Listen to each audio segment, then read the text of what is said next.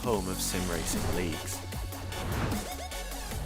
Our management tools allow you to recruit drivers and monitor their ratings and live splits. Find this and more at gridfinder.com. Sign up for free today.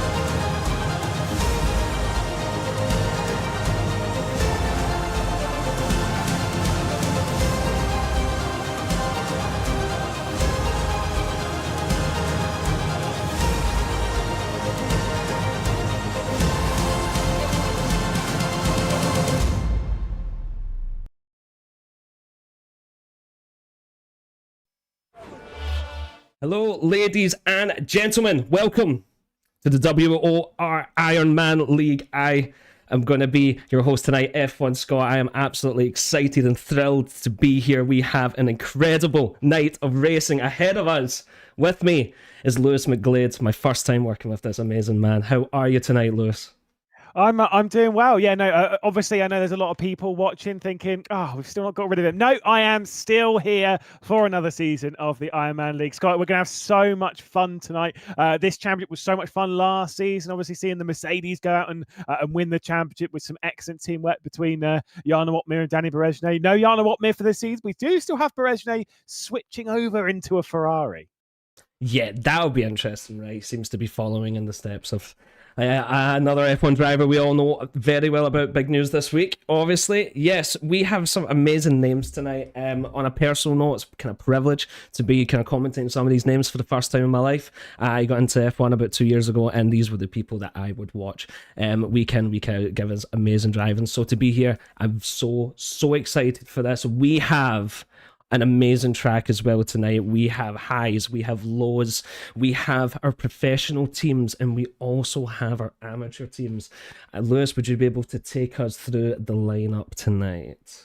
Yes, certainly will. Of course, taking a look at the entry list, we've got the likes of Milan Meyer and Shinaka Clay taking over the Mercedes, of course, taking over the duties of Jana Wotmir and Danny Berejne. So that one's going to be interesting. The Ferraris, Esteban Pookie, Danny Berejne. The Ferraris started out last season with a victory, obviously, at Monza at the Temple of Speed. Brendan Lee, two-time F1 Esports champion. I've actually not commented on Brendan, but I've been friends with him for ages, so I'm very curious to see how this one goes. Zoltan Boda, Bench Jarbo Konyi did not take a victory last season. Tamash Gal, Otis Lawrence, and Luke Smith. Those are the pro teams on the left-hand side. We do have the amateur teams on the right. Norbert Eisner, David Vincer, Gabor Vajda with Shaba Hagedis, Tamash Alroots, Shongor Boros with Gabor Chechik, Zolt Timbush, of course, Timbo himself, Benz Iles, and Danny Shenegaratsky, who's moved over into the Williams camp. Should be interesting indeed. It's a strong entry list, either the left or the right side, to be perfectly honest.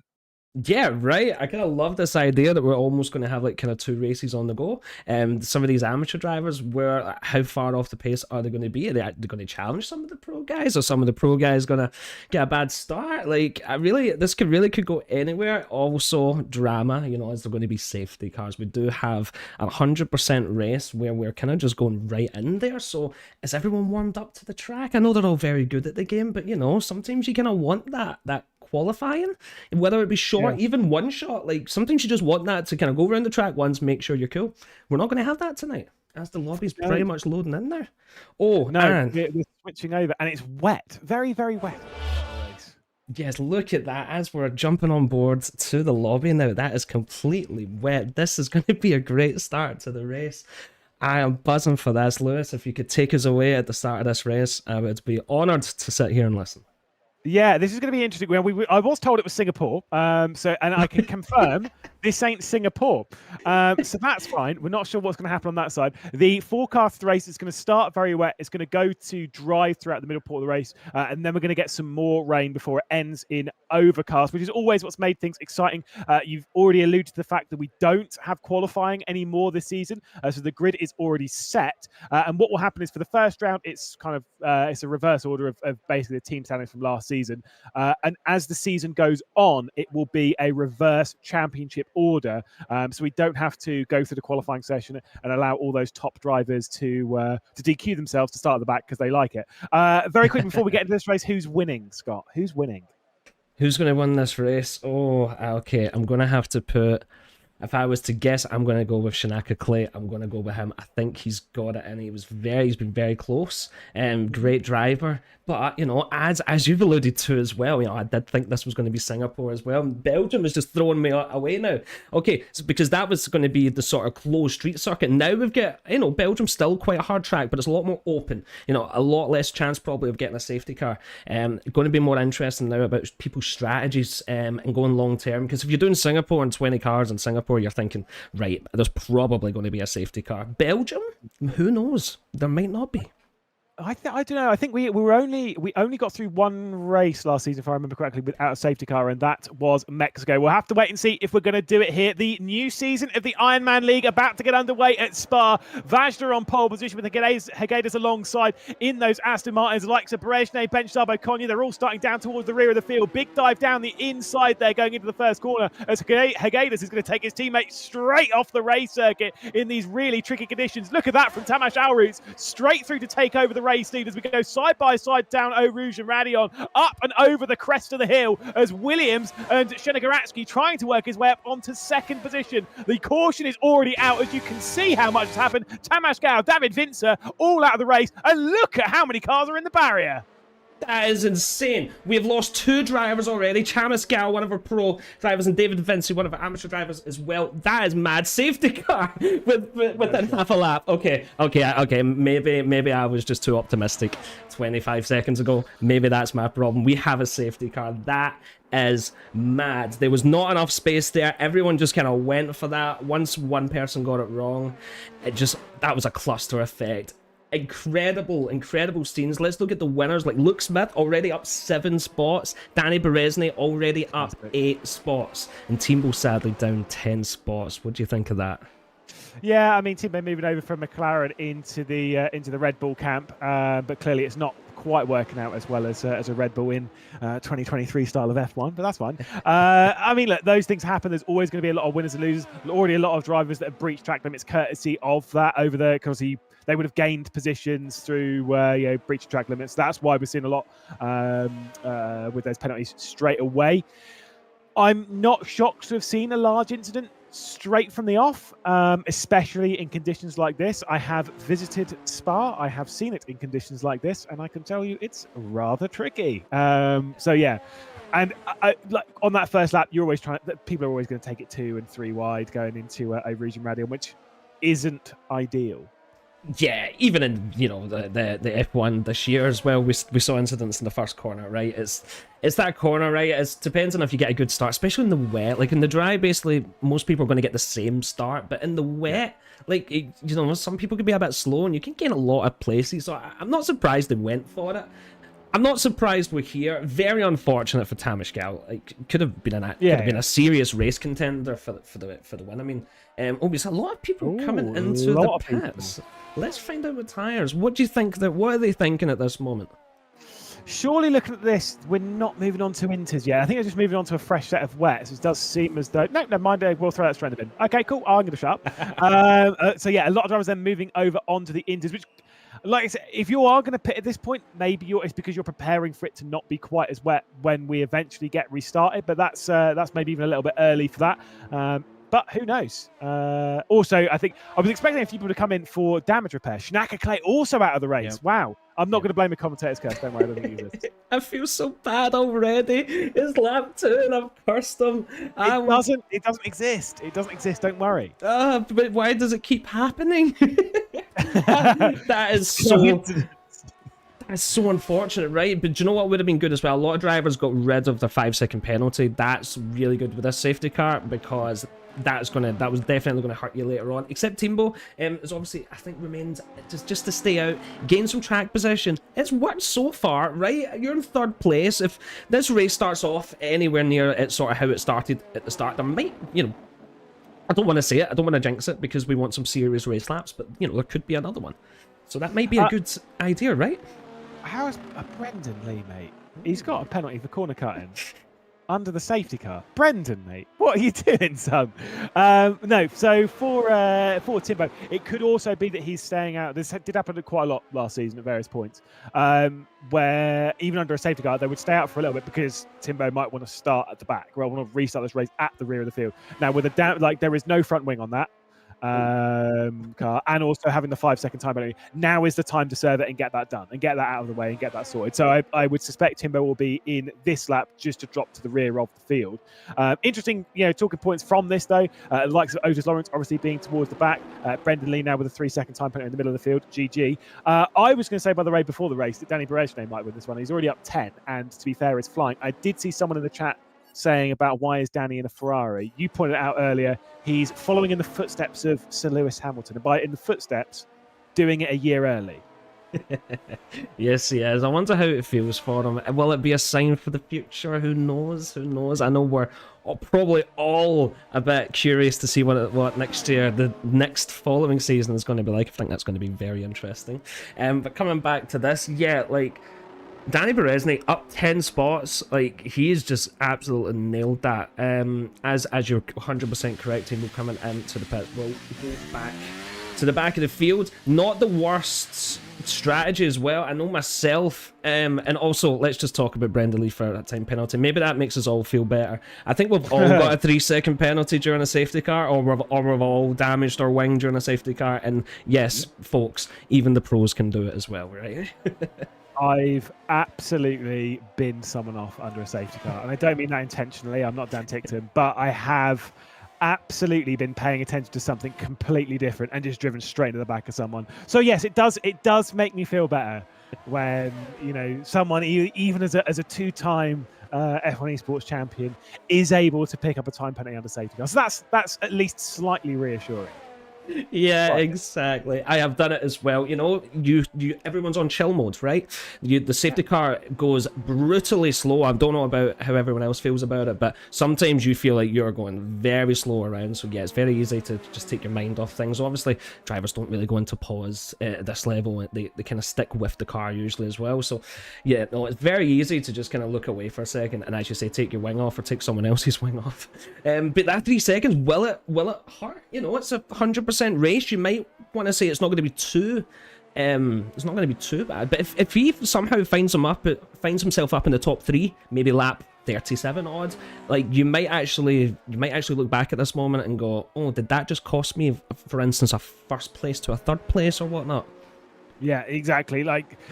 It's putting yourself on the back foot straight away. That's the important bit, that you already are kind of thinking about that for the end of the race. By the way, I think it should be going racing this time. By those lights should come off on the safety car in a moment, and we should be back to racing on what is turning into very much an intermediate track.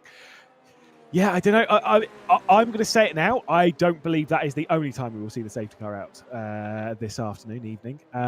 So that is actually a bad thing for Brendan Lee, because if the safety car comes back out again, then all of that time gained through it, he's going to have to gain it again, plus the 3 seconds. Yeah, you're right. And as you say, lap 3 with changeable conditions, with very fast people. We have the amateur guys that are really looking to sort of make a name for themselves in a race like this. It's such a cool opportunity for them to kind of get put up against the kind of top of the top. So they've got something to fight, but also, the professional drivers, they've got something to lose as well, right? They don't want to end up in the race sort of 16th, 17th, for instance. They want to be right up the top and sort of show their mark of who we are. So yeah, I got a feeling we're going to see a lot going on. I'll let you take away this start.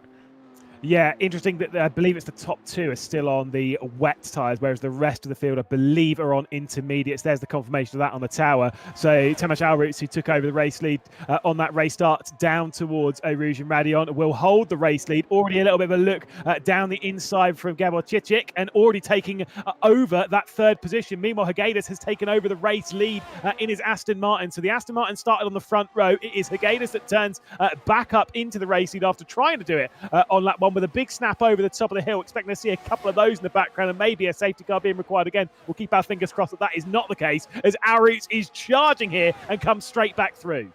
That is insane speed as well, giving each other the respect that they deserve as well, but also just not slowing down. What a clean start we've had, as this is a very tight fight for the top side. Oh, there's a little bit of touch in there between Boros and Eisner. Not a lot of space in the track given, but as they're going down, can they keep it clean in the wet conditions? Look at that. That was quite beautiful, to be honest, watching the cars get around there. As we see, Brendan Lee is getting up on the places. He's not letting that time penalty slow him down. He's made himself up into 10th, overtaking Luke Smith. Very, very interesting to see. The top three, though, very, very tight. Almost too tight. Are we going to see any moves coming in here as Hidegis is opting just to sit back a little? It's maybe not the right time to overtake for the next couple of corners. We'll be going into the start of Sector 3. Oh, they're very close, Lewis. I'm thinking the next couple of corners is where they might make a move.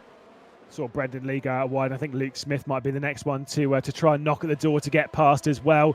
You were saying like, he's made up some progress. Next two for him are going to be really difficult though. Benchabo Konyi did not take a victory last season, but had, I think, pretty much, it was either the most podiums or maybe second most. To the outside though, Shenigaratsky is going to go as he's trying to get past Jabba Hagedis. Does not do so on that occasion, allowing Tomasz Alroots to pull out a decent lead. Down into the chicane. That is straight on though from Gab Cicic, and that is Hagedis down into pit lane. Gab's going to rejoin at a 90-degree angle back onto the race, onto the road, as we got side by side for the race lead. Chenigoratsky trying to hang on from Hagedis. Do remember that Aston Martin though is on the wet tyres, not the intermediates. And then look at all this. Try and pick this lot out. Norbert Eisner way out wide. The up and under coming in from Zoltan Boda as well to take over second position. And meanwhile, this drag race down the hill. Brendan Lee up to fifth position and Benchabo Konyi staring behind. Gabor Cicic will have to drop back into seventh, but that was crazy down into T1. That is amazing. These drivers are keep getting it so fast, so clean, as we see Boda's going into third place as well. It's all changing. Oh, and Zoltan Boda has taken the lead of the race. Okay, so we've already had like 3 race leaders so far. That's great in 5 laps. As we see Luke Smith actually, it's a bit of carnage down here. Look how close they're driving. Amazing. Almost 3 wide in moments that we could barely be done 2 wide. 2 McLarens getting very close to each other as we see 6, 7 drivers all within half a second of each other. It is almost impossible to make it all out. Everyone's that close. In 6th place, Benchabo Konyi is getting very, very close. Lewis, what are you seeing? Yeah, no, I was going to say it was a little bit of a squeeze there from Brendan Lee going down to Puon, trying to fend off Benchabo Konyi. Danny Berejne is going to work past Norbert Eisner. Hagedis out wide with a bit of a problem coming off of Puon. You can see him there in that Aston Martin going slow through the middle of shot. There is Norbert Eisner having to defend off Otis Lawrence, who was so impressive on debut in the Ironman League at Vegas. Of course, that was in a Ferrari. That was a big slide, though, from Chaba Hagedis. So might be some more positions lost. The wet tyres are absolutely not the right ones to be on right now, and I think we might see that Aston Martin return its way into pit lane. Yeah, this was definitely the wrong strategy, as the track's drying up very quick. We're noticing that. That'll be important to remember later on in the race in case we do have any rain. We have Istvan Puki in 14, seems to be struggling right now a little bit. As we're all changing as well. Yep, that is Saba Higidis. It's hard to say that around there. Yeah, that's the help with my accent. Coming into the pit, as you're right, onto the new tyres will definitely be kicking himself a little bit, because that is a poor strategy decision when so many other people seem to get it right. As we seem to be calming down a little bit, and when I say that there's still a lot of overtakes to gain, but that lap was honestly one of the best sort of laps I've seen in racing in this game. The fact that we had so many people so close to each other, and I didn't see a single sort of spin out, a couple of bumps, couple of track penalties here and there, but keeping it clean, having a lot of respect for everyone, and yeah, like I feel like we are going to have a great 39 laps here. And one of the things you were bringing up a little before we went live into the race, saying it in the earlier stage of this broadcast, was about the pro teams and the amateur teams. And for a lot of these amateurs, it's their time to sort of like prove themselves and move themselves into it. Well, I mean, if you look at this, the pro teams, you've got Zoltan Boda, who is in the pro side, of course, with Brendan Lee and that Alfa Romeo. Shane Garacki, though, who was impressive at various points throughout last season, is an amateur driver, is part of the amateur team side of things over in the Williams camp. Obviously was in the Red Bull last season, him and Ben Silas moving over into the Williams. Closing down on Zoltan Boda, keeping the pressure on. This is what we're talking about with the Ironman League is, yeah, sure, we've got all these amateur teams, but they're quality drivers and they can keep up with the pros. It's just whether they can keep up for the entirety of the 44-lap run. That's the question. Yeah, that's where the experience of the pro driver is going to come in, right? It's maybe not in the first 10 laps when everyone's... As we see Danny Bereznik getting an overtake on Boris Chonga as well. Seem to have made that quite nice. Also, the two McLarens seem to be quite close. Oh, as we see Otis Lawrence going on the outside. Oh, little touch of the car. Can he get back into that inside line? No, he can't. He's going to have to maybe think again into maybe turn 1 or turn 4. We'll see. That was definitely Gab sort of just making sure that was not happening. As we see, was it Brendan Lee with the fastest lap of the race so far as well? Yeah, Brendan's absolutely flying at the moment, but he's obviously dragging along Ben Charbot-Cogny. Danny Berejne a little bit further off the back, but has got past Boris Chongor fairly recently. Otis Lawrence and Gabor Cecic. There is the move up the hill. So Otis Lawrence taking on the proper colours for him there, and now being in the McLaren team, but might lose out the position immediately to the Red Bull as we race her up the hill. No DRS at the moment, so Gab's going to have to do the move the hard way if he is to repass. And unfortunately, it wasn't quite open enough for Luke Smith to sneak one through on the Red Bull as well. So Otis Lawrence will try and close down on the Alpine ahead. There is a look to the inside from Luke Smith as we come down the hill into Rivage. And that is him up into 8th position. What a move. Just came down there with so much confidence. I didn't know if that was going to work or not, but was not letting anyone stop him there. What a great move. As we see Higgadis into the pits again, obviously not being quite an unfortunate start, but a safety car around a wet Belgium can change everything very quick. But as we were talking about, yeah, see the pros, like it's the experienced long game. Like they've been in these situations a lot. It's what is their 100% race strategy is going to be. I feel like that's when we're going to sort of see maybe a difference between the two levels. But like Zenigratsky, like he's doing incredible. He's at 1.2 off the now. Needs to sort of pick up the pace slightly just to maybe try and get back into that DRS for when it activates. I'm guessing maybe in 2 laps or maybe 3, 4, 5, something around that time, I would imagine. As we see in 7th place, this McLaren sandwich is not a sandwich anymore. It seems to just be like a McLaren train that's trying to get its way right back up to this at the top of the field. You know, maybe will that happen next year in this year in the F1? We'll find out. But definitely seem to be putting in a good sort of position right now as the field is sort of separating a tiny bit, but down in 14th place. We've still got a fight. Don't you just love a race when you're still fighting really hard for a 14th position? I love racing like that, and it's just great to see.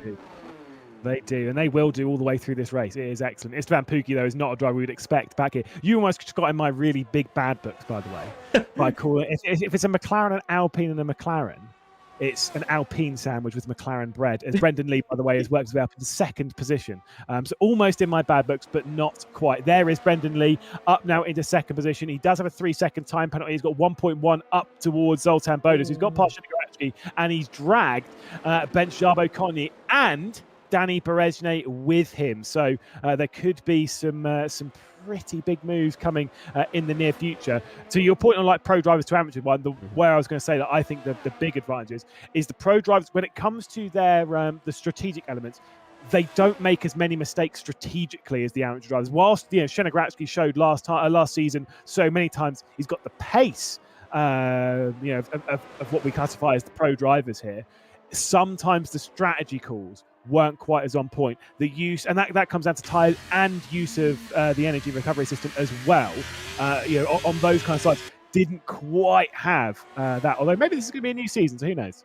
Yeah, a new season, a new man, you never know. What I will say is, though, that 3-second penalty that Zenigaratski has just picked up is going to really hurt him, because as one of the amateur drivers, that's the last thing you want. And also, you don't want Ben Shabokone coming right in front of you and taking that third spot as well. Will he be able to make any sort of charge coming down to this turn 1?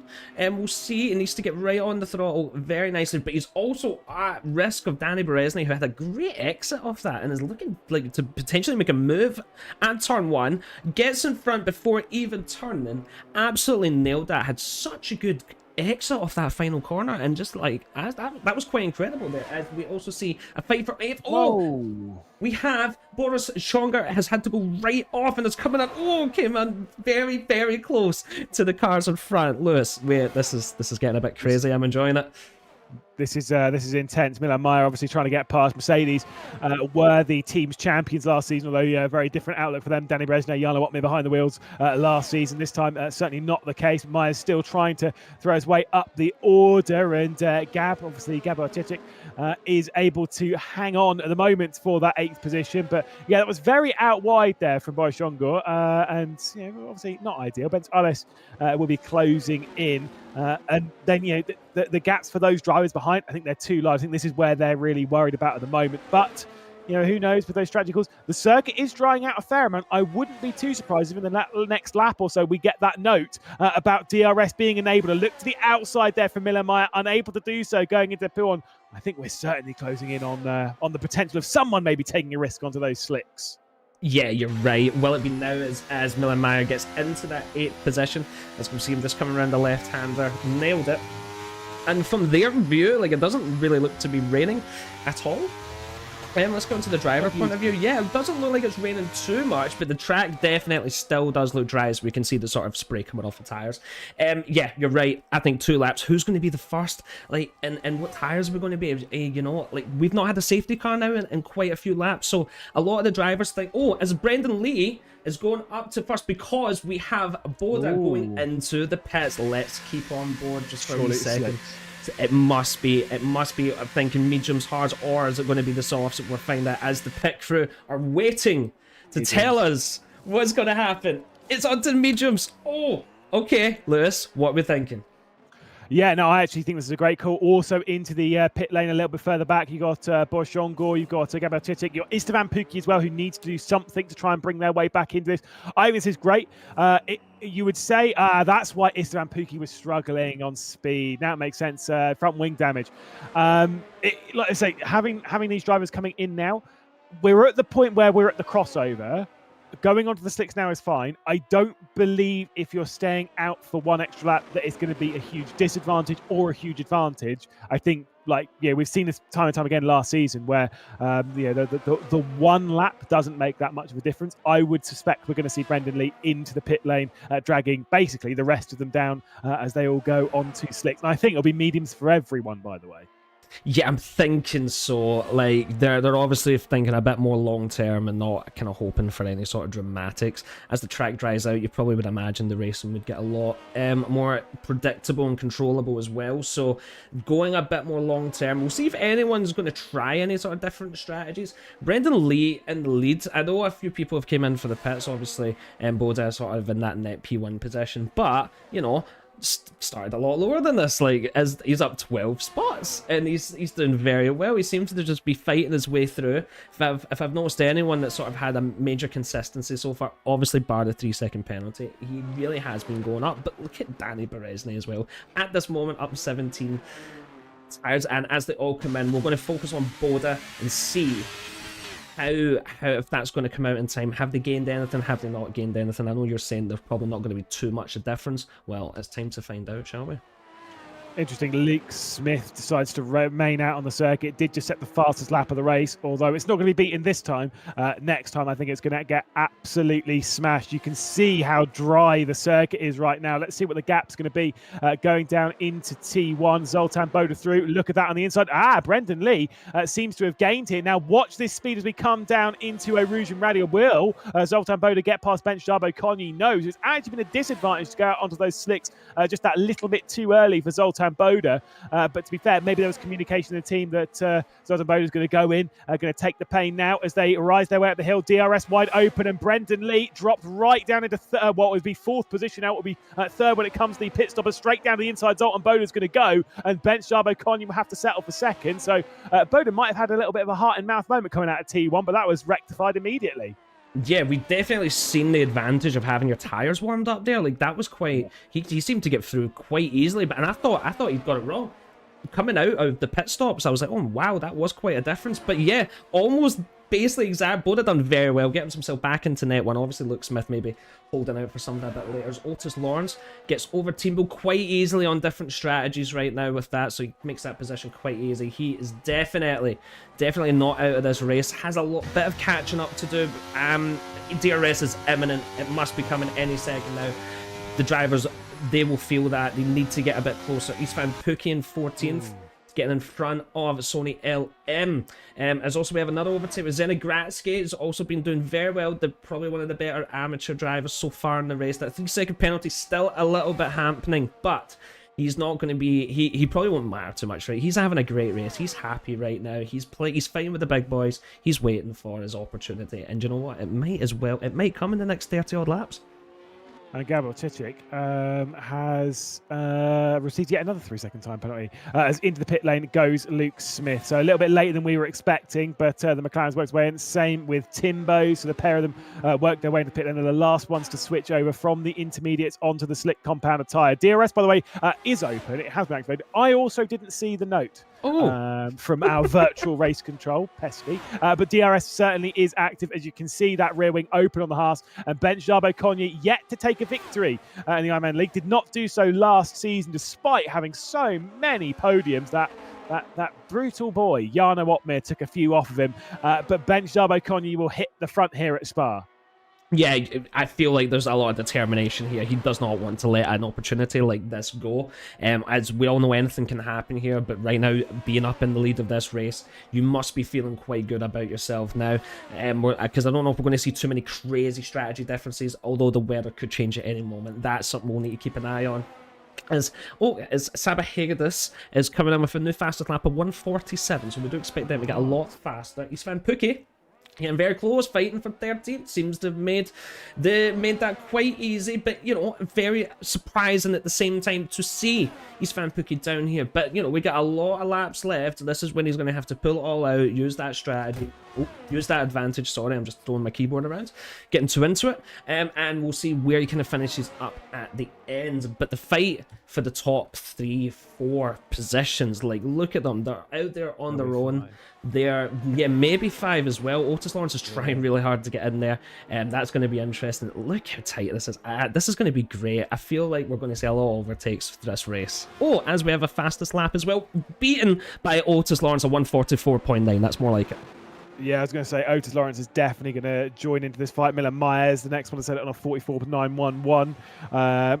No surprise, I think we'll see some more be added to this lap. But how many positions are we going to see switched over here with inside the top 5? Bench Jarbo Konyi, Zoltan Boda, Brendan Lee, Danny Berejne, Otis Lawrence. What order is it going to be in about a kilometre's time? They go onto the Kemmel straight, out of the Kemmel curve, and it's Zoltan Boda sweeping his way back through into the race lead, making it a Haas sandwich in the middle with some lovely Alfa Romeo bread. Very tasty indeed, as Otis Lawrence still just a little bit off the rear and did get DRS there, but obviously was unable to close up courtesy of Danny Berejne getting DRS, Brendan Lee getting DRS. But I definitely believe we'll see him joining the fight, as seeing some of those battles down the order as well. You were right to cut that, because Boris Jongor and Ben Smiles were very close into Lake On. Oh, definitely. Try to keep a hold of everything as we can. We have such a good field of drivers that they're all close enough. We have some people off the mark a little. Zenigratsky is really going to have to work hard in 6th spot to kind of catch up. But what you might find is, you know, these top 5 cars, bar the safety car, might just be the top 5, sort of really going for that. But Zenigratsky should be very happy with his position. We'll have to watch Luke Smith, though. Very fast driver. Cannot make a mistake. If he has a rubbish lap, Luke Smith's going to be right into that DRS. As Milan Myers so close, just getting into it now, 0.9. So that's going to be something to watch out, because if I'm Luke Smith, I'm like, uh-oh, I've not got DRS. The guy behind me has DRS. It's only a matter of time, right? Yeah, exactly. Although, to be fair, I wouldn't... I think if the car behind you has DRS and they are a faster driver, I wouldn't worry about it too much because you can use them to pull you up to the next car if you play the game tactically.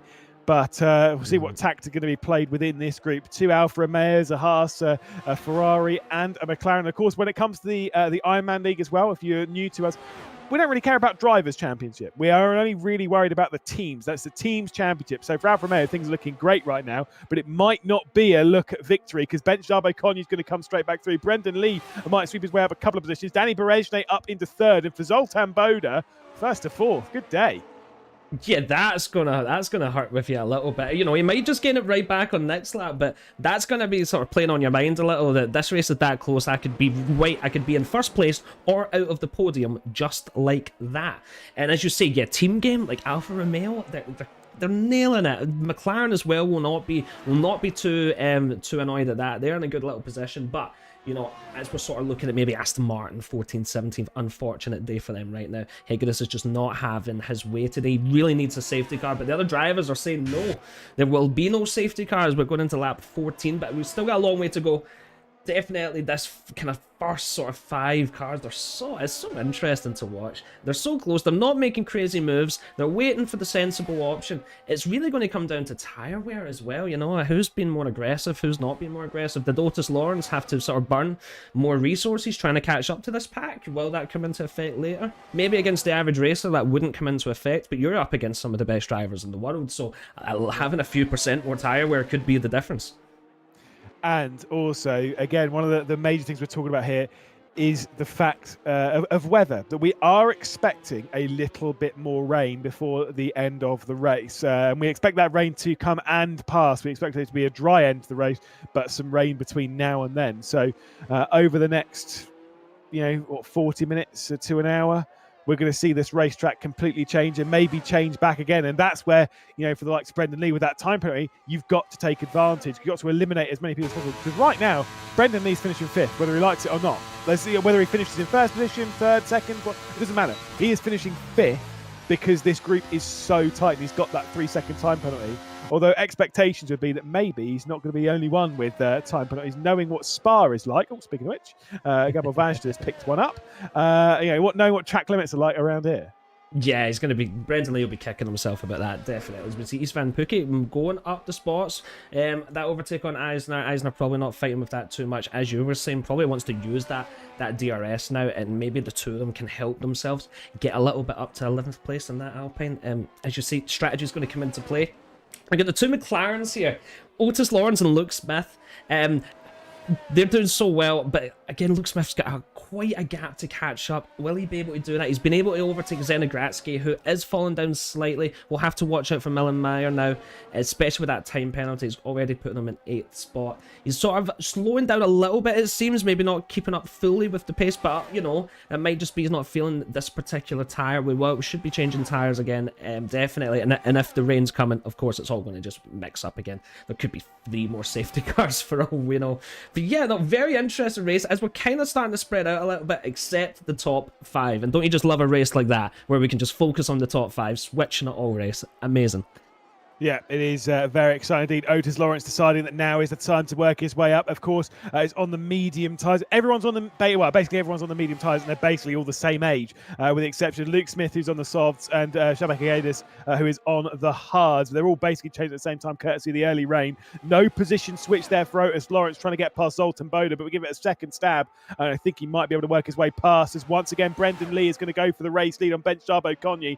Any other switches in this? Yes, Otis Lawrence is going to try and grab that 4th position. But by the time they go through Les Combes, it is going to be confirmed as his. Was fought a little bit by Zoltan Boda going through the mid part of that chicane before we got to Malmedy. But it is Otis Lawrence then. 4th position. Definitely has the pace to win, and we've seen him be victorious before. Of course, that Vegas race that was absolutely excellent. Yeah, I can't remember if he won or that because I know it was very close between him and Ottmer, but I'm pretty sure it was Otis Lawrence that won. But that was more than 5 minutes ago, and I don't remember that. Well, talking about Otis Lawrence, he might have just threw away his win in this race. He has picked up a 3-second penalty, and with how tight this has been, like that's, as you say, it's putting you right back to 5th, 6th. He's gonna be looking at Brendan Lee now, going, I need to at least make sure I'm in front of you with that penalty to get that extra spot. Constructors wise, every point matters. Honestly, he'll be kicking himself as well. He knows that is such an important thing not to happen. But also, what I want to say is Eisner, he is dropping back a little bit, but he has been keeping up with Istvan Pukki. Istvan Pukki did get in front of him. He's not backed off yet. He's still in that DRS range, which I just think we should point that out. Doing very well. Every spot matters. You know, we need to get every single spot, because as you say, a team game, they need to be getting these amateur championships, which might be close. I don't know what is going to be closer this year. Will it be the professional sort of league side of it, or will it be the amateur championship? Honestly, it could be every point matters, right? I mean, it was last season. You know, you are talking about a few points, because normally what happens is, even at the start of the race, when, like, say, for example, Jenna Goratsky's there battling for the race leaders, once again, Ben Jabo-Konya will take over the race lead from Brendan Lee. Otis Lawrence just fending off the likes of 4th positions. Denny Berejne, 3rd now. Zoltán is still in 5th, but the switch there was for the race lead. Ben Jabo-Konya through. When we were talking about, like, last season, it was, obviously the pro drivers eventually through the race would work their way up into sort of the top 8 positions. And so the amateur drivers, the amateur teams, were fighting over that 8th, 9th, 10th position. So it does come down to a couple of points. And last season, we saw Mercedes running away with it. I don't know if there is a team this season that will run away with it in the same way that Mercedes did last season. At the moment, I'm not quite vibing it, although, to be fair, Monza, the first round of last season, was very different to how the rest of the season played out. So you never really know. Bit of a gap appearing for Ben Jabo-Konya now. Yeah, he's actually kind of just holding his ground here quite well. Like, this could be a good day for Team Haas. Again, he needs to push now and ever. Like, if you can, that's the skill to be able to break that DRS train is very hard, but Brendan Lee also just not letting up. But right back down to 210s, not letting it happen. The DRS will be strong around this track as well. But if you can break that with the seconds, like, you are making a statement. If you can break DRS in first place in this lobby, like, you are going to go far for the rest of the season, especially Belgium, as Thomas Alwitz picks up a 3-second penalty. As you're saying, fighting for those positions, that's just going to make it very, very, very hard for him. He's in 16th place, looking to try get up to sort of 10th, 9th, 8th. That's going to make it a lot harder. At the moment, it is a very tactical race here at Spa, because realistically now, we're going to see a switch for the race lead, right? I'll be completely honest with you. Ben Jabo-Konya is going to come, Brendan Lee is going to come straight through on Ben Jabo-Konya. He's going to take over the race lead. Fair enough. This is how this race. If you've ever watched the Indy 500, that's kind of how this is at the moment. It doesn't matter about who's leading right now. It's more about, who's saving tyres, who's saving fuel, who's saving of course, as well, and playing tactical game. Realistically, right now, I'd want to be looking after my tyres enough that should we see the rain come round, that I can strategize my way around it there. Wow, that was a big look from Norbert Eisner straight into the barrier. I do not believe he's out of the race. Oh, virtual safety car is out. That could spice things up.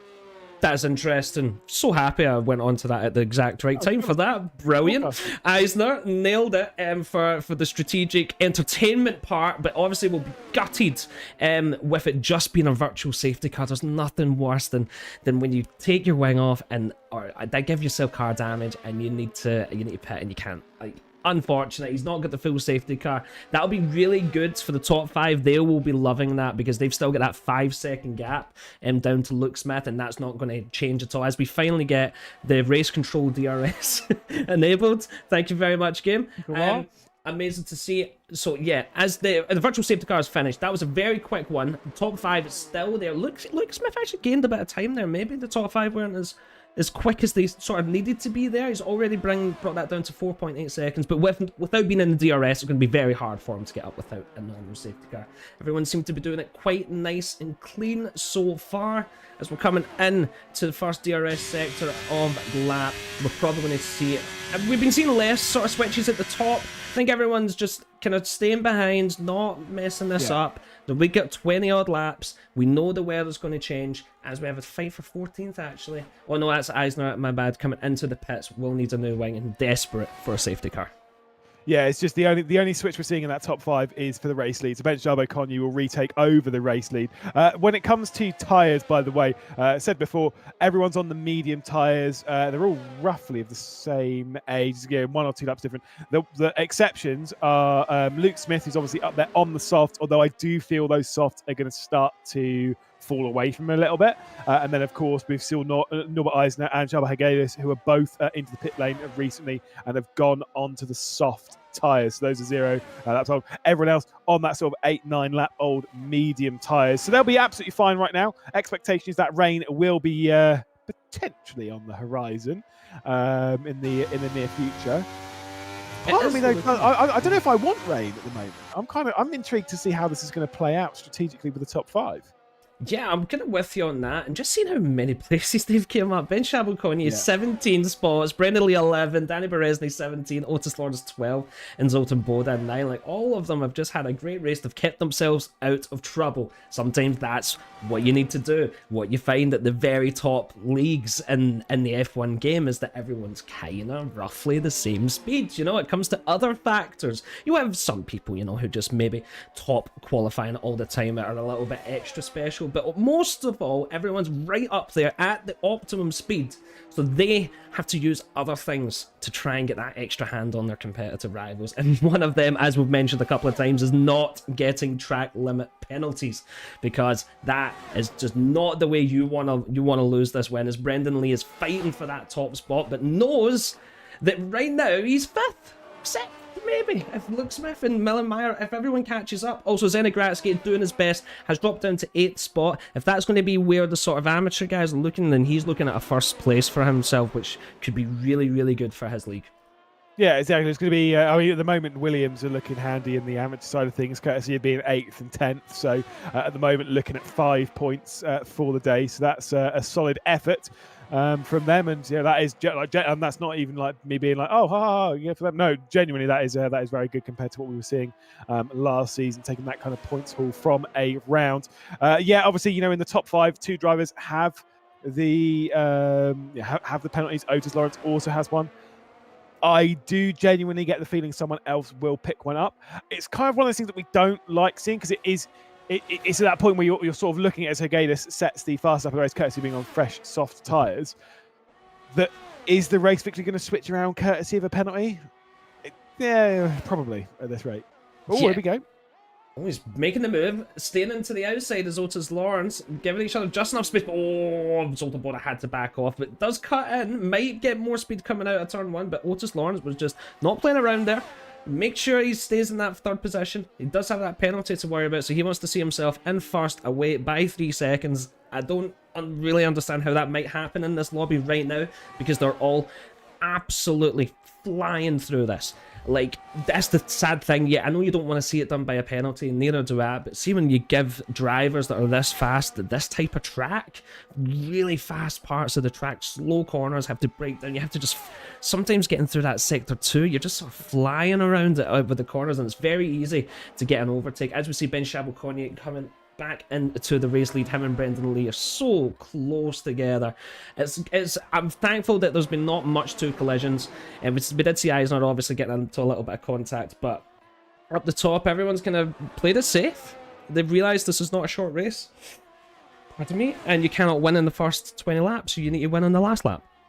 Yeah, I mean, this is the whole thing. I think like quite a lot of these drivers now have got used to it when they've done like last season stuff of doing full distance races. It is an uncommon thing in the world of F1 esports racing that we don't typically see full distance racing. It's normally half distance is the standard race length. And I remember when Ronhard did, I think it was Kota last season. He was marked that it was the first time that he'd done a full distance race. I think Otis Lawrence had the same thing when he raced in Vegas and won. You know, and like it's kind of thing. I like this as maybe like being a thing for like F1 sort of sim racing side of things, where we're seeing maybe a few more full distance races. I like the idea of it. It gives a little bit more spark when it comes to the race strategy.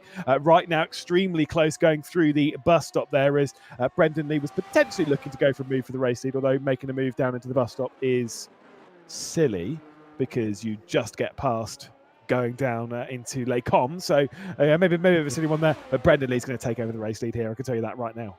Oh yeah, he's going for it. Already a 10th and a half away. We'll hope to make a nice, easy pass. I don't think Ben Shabelkonyi is going to really fight this. They're playing smart. They know what to do. But Otis Lawrence might be taking... Oh, right onto the grass. Wow. Overtake. Wow, okay. That's one way to do it. Can't get the race lead, but will get himself into second place. And that was an interesting camera angle for that. What do you think about that? Do you think that's maybe a bit unwise? You know, that's a bit of extra damage. Not full-on damage, but you're using your tires a little bit more than the other person. Being on the grass, it's not very good for it, right? No, but maybe it is also just throwing down to your competitors being like, I'm going for this, by the way. Just in case you had any doubts, I'm ready to put this on the line. That was bold. I'll say that. It's not the first time that I've seen someone driving down the Kemmel Straight, dipping two wheels in the grass to go and take over a race lead. So, you know, Otis Lawrence gave that one a good go. But as we're approaching the halfway mark, well, remember, you know, maybe some of these drivers are thinking about coming into the pit. And I have noticed, as you can see, especially from this angle, cloud coverage is coming over. Is that rain on its way? It looks like we're getting there. If I was standing right now on this track in Belgium looking up, I would just be asking when, not if. And yeah, it's just going on at the camera angle just to see if we can see any particles of rain. Doesn't look like it yet, but just almost drifted around that corner, Ben Shabelkonyi. Not able to make anything with it, but definitely those tires might be feeling a little slidey. But now you're asking yourself, okay, my tires are getting worn out.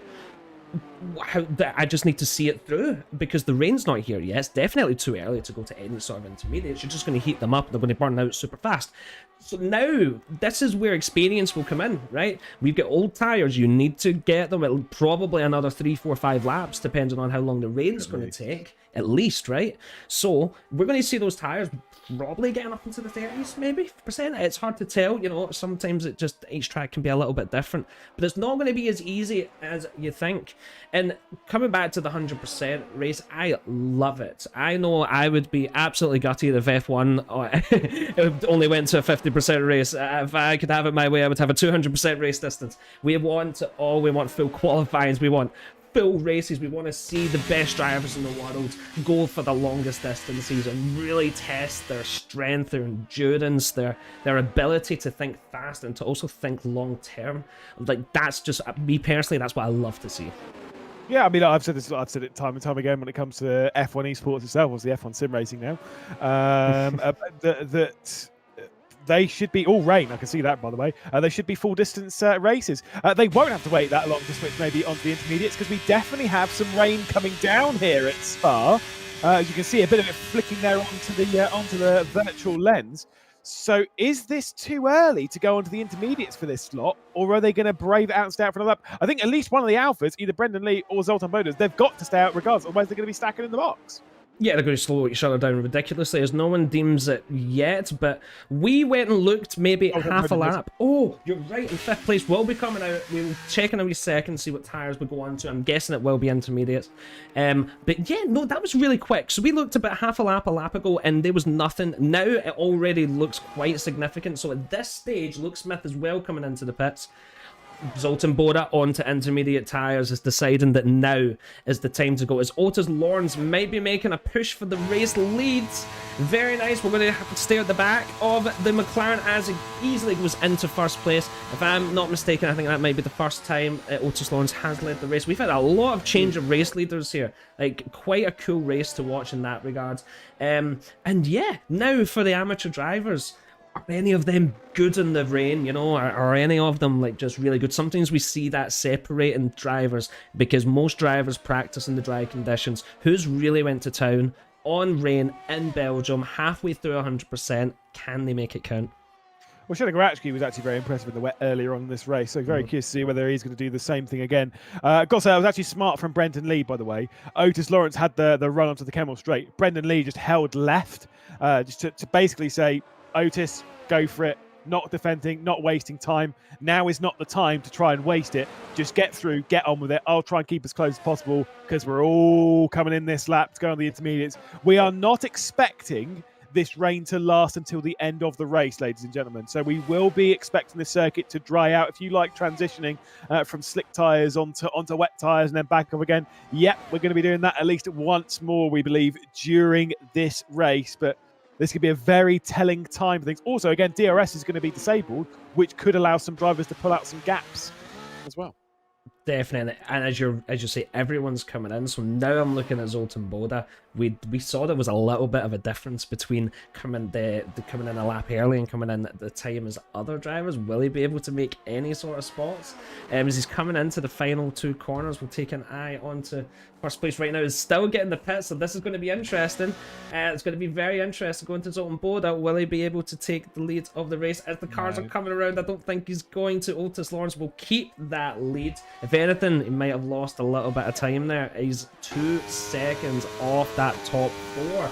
He does have tires that are a little bit more used though, a little bit warmer, so he is kind of cracking that time down a bit already. But yes, DRS is not going to be in play for much longer. There it is. As I'm speaking about it, it's disabled. Now it's just who is the best driver. You've got no aids. Danny Berezny is your race leader technically after penalties have come. Yeah, so is this going to be his race? Ben Shabelkonyi will not want that. He wants the race win. Zoltan Boda will be kicking himself a wee bit maybe for now being a second or so behind, but it's catching up.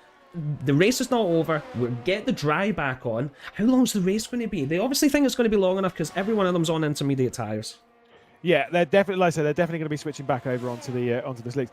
I will say for Zoltan Boda, there was nothing he could really do there, because the thing is, because he and Brendan were, basically on the same track at the same time, and those two being very, very close on the circuit, Boda's decision was either to pit a lap, because Brendan at that point is the lead driver. He's the one that's in position to kind of take it first, I guess. For Zoltan Boda, you're either then pitting a lap before Brendan or a lap after Brendan, and I wouldn't want to be in slick tyres in this condition, because you got to remember that's what would be the scenario right now. He'd be on slick tyres in these conditions. I'd rather be on the intermediates in the slightly dry but getting wetter conditions than the slick tyres on the wetter and getting wetter conditions. So for Boda, he's lost out. Unfortunately, though, that is just the luck of the draw.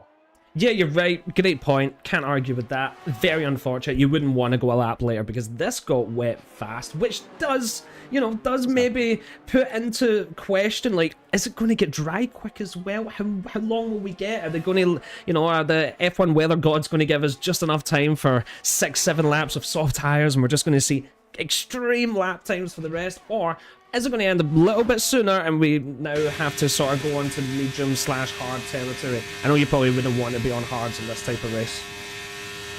No, it's like I say, it's interesting. If you like for Otis Lawrence and Brendan Lee right now, it's imperative for them to not lose any time, and it's not even to get to try and get them a victory right now, because they both have time penalties. Yeah. It's to try and remove Zoltan Boda and Ben Shabelkonyi from the battle, because at least if they can do that, if they can build a gap now whilst there's no DRS, and stop Ben Shabelkonyi from closing in, they can maybe guarantee themselves a podium with the gaps.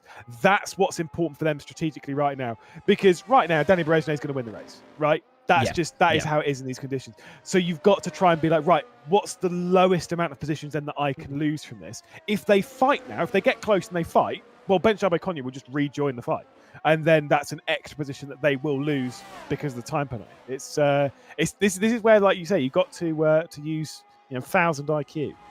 Yeah, you're right. Like they need to almost mentally talk to each other and say, right, we need to get 3 seconds ahead, both of us, and then we can just figure out who's first and second after that. But Otis Lawrence is kind of putting his foot down. 1.2 seconds. Like Brendan Lee has a lap or two to kind of cut this off, or Otis is going to run away with this. Definitely seems to have a little bit of an edge over not just Brendan Lee, but every driver right now so far in these first couple of laps on the way. Is he using more power? We don't know these things yet, but time will tell in that regard. But if I'm Brendan Lee, I need to stop this happening before he runs away with it. I think we can see the ERS usage from on board if you got eagle eyes to spot what's happened on the wheel. Yeah, you can see there Otis Lawrence has used an awful lot of ERS, and unfortunately Brendan's big bonce is in the way, so we can't see it. And you see Danny Berezny has used quite a bit, so maybe they have all used a fair amount. Ben Shabelkonyi keeping a lot in the tank right now when it comes to the ERS usage.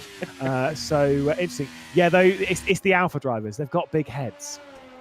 What is that? That's funny. I've never had that be a problem before, but I love it. I'm here for it. Yeah, okay, so Ben Shabakonye, like, he's playing this strategic. Benzi Ellis gets a 3-second time penalty. A bit unfortunate in that regard. And will join the club of time penalties. Gab also 9 seconds. That's, I think, going to really end a lot of things, especially if there's a safety car. That will just sadly put Gab right to the end of that. Yeah, Senegratsky doing his best, has dropped off sadly from Milan Meyer. Was kind of close at one point, was keeping up with DRS while it was still dry, but as the rains came in, sadly dropped off a little bit, but nailing that 8th position. Time penalty or no time penalty, right now he gets that 8th position. And he must be buzzing right now. Like, amazing to see it. I'm rooting for him. I hope he keeps it. As there's still overtakes going on at the back. We have AMS Eisler getting in front of Gabber. Lovely move. Love to see it. Will Gabber have anything to say about that? Yeah, I mean, I will say with Senegratsky, by the way, with that penalty, the fact that Gab's got 9 seconds penalty is tough. Esteban Pukki will probably sweep through this very lap. Whoa! That was nearly sent into the barrier there, going around curve Paul Frere. That was very tight indeed. I still think that Ferrari is going to fly its way past pretty sharpish. Senegratsky, I haven't got a spreadsheet, which I should have made. I do normally have a spreadsheet for the championship and stuff I commentate on, because I would love to know. I can't remember what Senegratsky's highest position was last season. I do believe it was around like the 7th or 8th period. So to start out this season with that kind of finish would be ideal. Let's see if Esteban Pukki is going to work his way through down into La Source, or maybe we'll wait down into Les Combes, as you do have a whopping 2 kilometers to run from La Source to Les Combes. There's Berejne up into 2nd position, and there's Esteban Pukki up in the 9th. Yeah, so I was trying to catch that 2nd place overtake. They're still changing up there, even in the wet. Danny Berezny now into that 2nd place. But look, 2.2 seconds. That's mad. What is Otis Lawrence doing here? Like, he's making, like, on the dry conditions, we said this, on the dry conditions, the racing levels were so close. Like, all 5 of them were so close that you could theoretically go from 5th to 1st place in that one straight in sector 1. Now look at it, 2.3, if anything, that is growing each lap. He is about to put his mark down on this first race of this first season against a lot of other top name pros. Like, this is a movement right now. If anything, he'll be gutted that it's going to get dry. Yeah, which does mean if Otis Lawrence does end up winning this race, it means he's done 3 races in the Ironman League and he's won 2 of them. Again, shows how impressive he was. I will say the Vegas race was very tactical because of the slipstream. Going down on the strip, it was a very tactical race, and he played his cards perfectly in that one. This time, he's using the wet weather to kind of like keep it as much in his hands as possible. But if Danny Berejne does close back in, it's completely out of his hands. There's nothing more he can do, because you can't just magic a 3-second gap. You really got to work for it. So if Berejne closes back up, then Danny Berejne has definitely won this race. But Otis Lawrence is saying, not just yet. Yeah, he might have been in that Ferrari a couple of times last season, but now he's in the proper colours for Otis Lawrence. He's shown exactly what he's about. Yeah, no, definitely. I think even getting to this level is showing that how much he wants it as well. I love to see that. He's like, okay, I got a 3-second penalty, gutted, but you know what? That ain't going to stop me. And if he can actually finish in this position, like, a lot of people are going to be looking at him going, like, fair play. Like, even Danny Berezny is going to have to say fair play to that one, because that is just putting your foot down and showing a lobby like this that you're the boss of this race. As Ben Shabakonye is still within that 0.7 second. Him and Brendan Lee very close, and there's not really been too much of a gap. But in 5th place, Zoltan Boda has kind of fell off. Sadly, now that top 5 has kind of became a top 4, and if anything, he's going to have to maybe worry about Luke Smith in the next sort of few laps, who he's kind of getting there, he's kind of chugging along at it, doing very well. As even Senegratsky is trying his best to catch up to Milan Meyer, because he's like, no, I can see a 7th place. I'm going to do the same as what Otis Lawrence is doing, and do you know what? I'm here for it. I'm rooting for him. I want to see every driver just get the best performance they can. So I'm going to be keeping an eye on him as well, because he is just showing us time and time again that you don't want to count him out for that amateur championship. No, absolutely not. Like I say, team-wise, at the moment, Williams are looking really strong on the amateur side of things. Team-wise, on the pro side of things, it was very much Alfa Romeo not that long ago. it is now very much leaning McLaren way, with Luke Smith closing in on Zoltan Boda, with Otis Lawrence and the position that he's in the race. And you know, another team that it might be looking a little bit, but they might need a bit of a safety car for Esteban Pookie, but still, he's doing what he can to close his way back up, 8.2 seconds behind Shedegorachki, and I wouldn't count him out from being able to close that down in the next sort of 15 laps. But Ferrari, with Danny Berejne in second place, still, once we, if we were to finish as we are now, still a race winner here because of the 3-second time benefit for Otis Lawrence. With Esteban Pookie picking up a few points, things could be looking quite good for Ferrari. We'd be looking really close in the championship team-wise if we are to finish as we are right now. Oh yeah, definitely. And who knows, like, we're getting into that area. Sometimes you find the mid-race, everyone just sort of, not stagnates, but slows down a little bit, keeps order, keeps everything. As we're getting into the last sort of 10 laps, especially if any sort of tyre change is going to come in soon with the maybe drying up. It doesn't look like it's drying up anytime soon, though. I'm guessing it's going to be, if anything, it's going to be maybe a 5-lap shootout or something near the end, but we'll see. Like, I'm into this. Like, what a race we're having so far. And Ben Shabakoni is not giving up. If anything, he's getting closer and closer and closer to the back of Brendan Lee, who will not be enjoying this with that 3-second time penalty. Like, this is not what you want to see. But, you know, can Brendan Lee potentially slow down Ben Shabakoni to help the constructors out and give Zoltan Boda sort of any chance? I don't know. I don't even know if Brendan Lee's maybe that good to get 7 seconds up, but, like, you hear what you know what I'm thinking?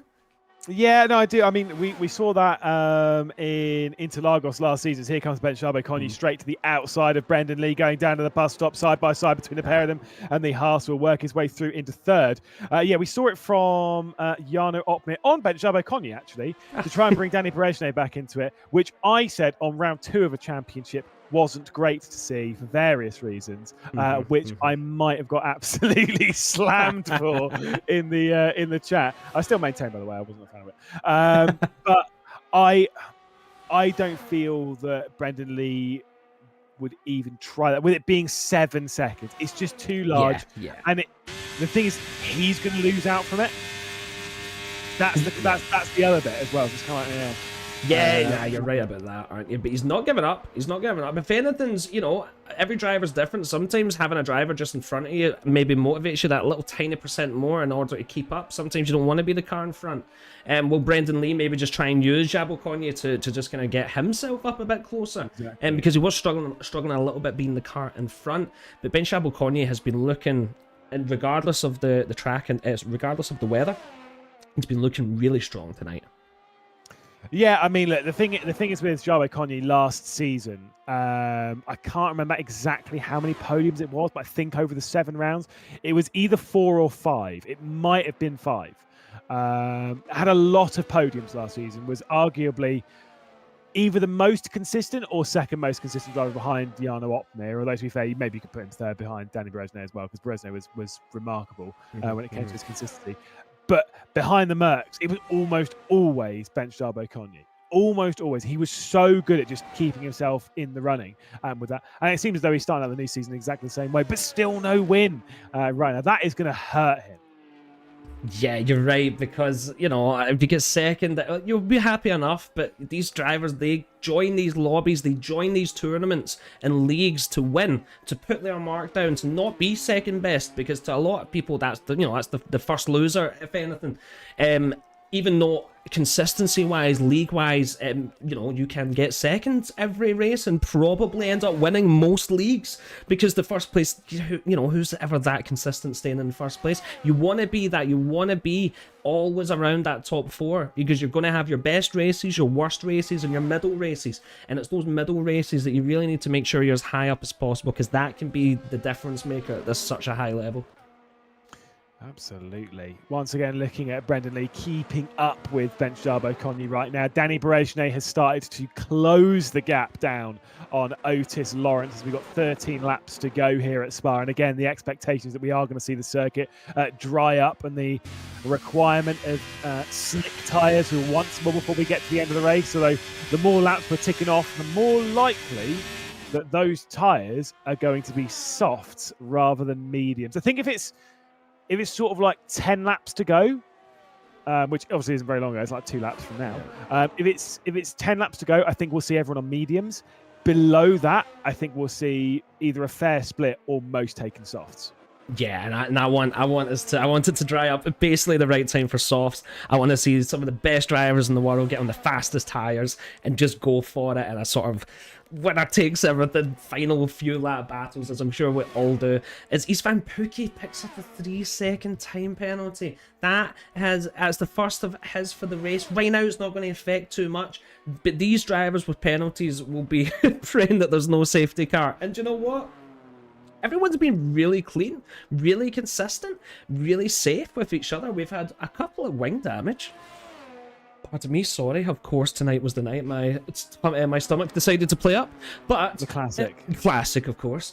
But yeah, like, right at this moment in time, other than maybe Brendan Lee and Jabo Konyi coming together, it's going to have to be a straight-up driver issue if it is going to cause a late safety car. Yeah, exactly. Because everyone's spread out so much, drivers at this level, they're unlikely to they're not going to have a solo incident, and certainly not one that's going to be large enough to require a safety car. As once again, bench Jabo Konyi taking a little bit of a defensive line there, running up towards Lecon before returning over to the race 9. I think there was a bit of weaving there coming in from Brendan Lee. Now, with these cars, obviously there's no lights, so they can't flash headlights and whatever. I think that weaving is communication from Brendan to Bence to be like, just get back on the racing line, mate. I ain't going for it. Because there's no point for Brendan to go for anything right now. But if they don't, maybe they can gain something. I don't know. Who knows? Yeah, maybe I think you're right, because there's no point slowing themselves down, especially in Brendan Lee's position. Although there is quite a gap, as Otis Lawrence has kind of put his foot down again. Danny is so close. It's so close. I cannot believe we've got 10 laps left, and we're talking about half a second right now, or even under half a second, 0.4 of a second, between two of the best drivers in the world going for it. The fact that Otis Lawrence has even been able to do this in the rain is testament. But Danny as well, he's losing it a little bit, but he's also saying no way, I've got 9 laps. Maybe he's trying to hold off a bit longer, and for that sort of last 5 to 10 laps he really has to go for it. But I'm worried if I'm anyone else right now, because Otis Lawrence is looking very, very fast. If he can win this with a penalty, that is some result. Yeah, he's looking as strong as we've seen Otis Lawrence, though once again it starts to close back down again. Amazingly strategical between Otis Lawrence and Danny Berejne. 11 laps left to go here at Spa. Maybe it'll come down to that final transition weather-wise. Maybe we won't get that. Maybe we will finish under the wet. Who knows? As once again, it remains very close. There's Zoltan Boda and Luke Smith. I know you cut to it a couple of times. That is extremely close. I do suspect we will see a move with the McLaren working their way past Zoltan Boda in the very near future. As we look back to Boris Jongo and Norbert Eisner back there. Back to Brendan Lee. Yeah, he's getting very close. I don't think he's going to make any move. As I say, they need to be. Already he's won a lot of his sector time's a lot slower. These intermediates might be starting to struggle a little bit. He was a lot slower than maybe we would have expected. It looks mad. Look how quick he's got to the back of Zoltan Boda. We mentioned this sort of 5 laps ago, and now he's here. Now Alfa Romeo, at one point, we're looking to be the best constructor. Could be sort of dropping it, especially with Brendan Lee with the penalty, and Boda potentially going down to 6th place as he goes through the inside. Is there going to be enough space given? They're going for it. What a crazy part of the track to really try and go, and he gets the outside. Fair play to the both of them there, but Luke Smith is not messing around. Zoltan Boda is not going to be happy about that, and will definitely be trying to make a move if possible. But Luke Smith's caught up by 3 seconds, 4 seconds here overall. Yeah, Boda's really struggling in these conditions. That was a very impressive move by Luke Smith, by the way. I've seen quite a few moves in the Ironman League, and that one would almost certainly rank in the top 5, maybe even number 1. It was very, very impressive there from Luke Smith. So now clear, and I would suspect that McLaren's going to pull away, knowing the pace of Ironman he's had over the last few laps, as we tick over to 10 to go. Berejne's closed it back in. It's hovering around that 2.3 seconds. It's kind of this from a commentary perspective is hard work, in the sense of you're commentating on a battle for the race lead when it's all about a time gap. Mm-hmm. But there is something where I'm looking at it being it is quite exciting. Is it whoa, it's going back out? Whoa, no, it's going back in. No, it's going back out. There's something really exciting. It reminds me of the 2020 Austrian Grand Prix that started that season with Lewis Hamilton had a 5-second gap, and Lando Norris was trying to finish within it to get the podium. And I remember crossing the line, and it was just under 5 seconds. I was on a Discord call with everyone, and everyone went absolutely wild. Yeah, and of course, it happens sometimes, and I'm totally with you. I just find myself watching. I don't even watch the race at some points. I'm just watching this time, just going between 2.3 and 2.7. Just like, is this going to be the lap? Is this not going to be the lap?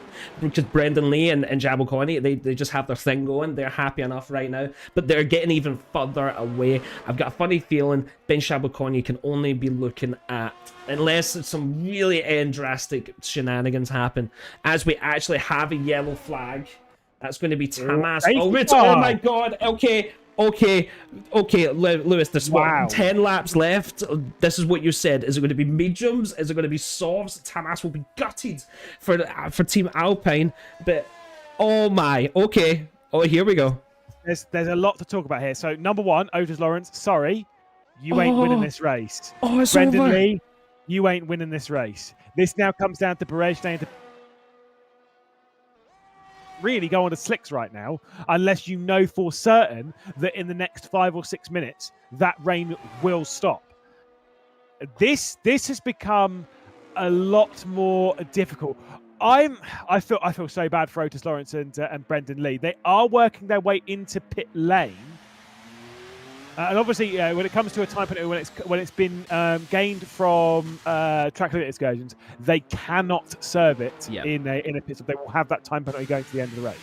I'm not sure I like that, by the way. I like the idea that you can, but I get it. I do understand why, because you just abuse track limit constantly. Softs. Whoa, okay. So yeah, I guess by the time the safety car comes out, they're going to just have to go for this. The track is still a bit wet, but you're hoping that come the end of the safety car, we have a dry track to go to, and those softs are going to get quite used. But you know, these are the best drivers in the world. I'm sure they can keep it going. Do you know who I'm absolutely gutted for? Zenogratsky. He had such a good position in 8th place for the amateur teams. There was no chance other than him spinning it out that he was losing those points. And now look, he's given East Van Pookie a chance. What is happening here? To be fair, maybe Zenogratsky's going to pull a blinder here and maybe get an excellent result. Who knows? A lot of drivers with time penalties as well. Once they're all out of pit lane, we'll update you with the time. Well, you'll do it now. It's fine. I got you. You're on it, Scott. You're absolutely on it. So everyone's got 3 seconds, with the exception of Gabor Vajda, who has 6, and Gabor Chetik, it's the Gabors, mate, who has 9 seconds. Everyone else has 3. And of course, in that top grouping, Brendan Lee, Otis Lawrence, those are the 2 major ones to talk about. Big shame for Otis Lawrence. And, for Brendan Lee, that was basically secure with 4th. Now it's going to be a tall order over what is going to be a very short sprint to the checkered flag once we go racing with, 7 laps left to go? Mad. It's absolutely mad. Otis Lawrence and Brendan Lee must be gutted.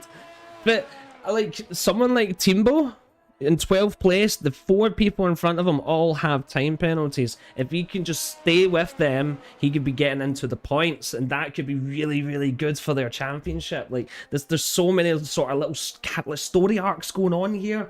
Like Luke Smith at one point was not looking like he could probably get any better than 5th, because there was quite a gap between Boda and the rest above. He wasn't really sort of looking for that podium spot or first place spot, but now it's in 5th, no time penalty, already automatically in 3rd. All he has to do is beat Danny Beresney and Ben Shabukonye. Is that as easy as I make it sound? No. But like anyone can take this theoretically now. And the top sort of, people without a penalty, that Milan Mayer, Zoltan Boda, Luke Smith, Ben Jabukonye and Danny Beresney, like this is really any of their race.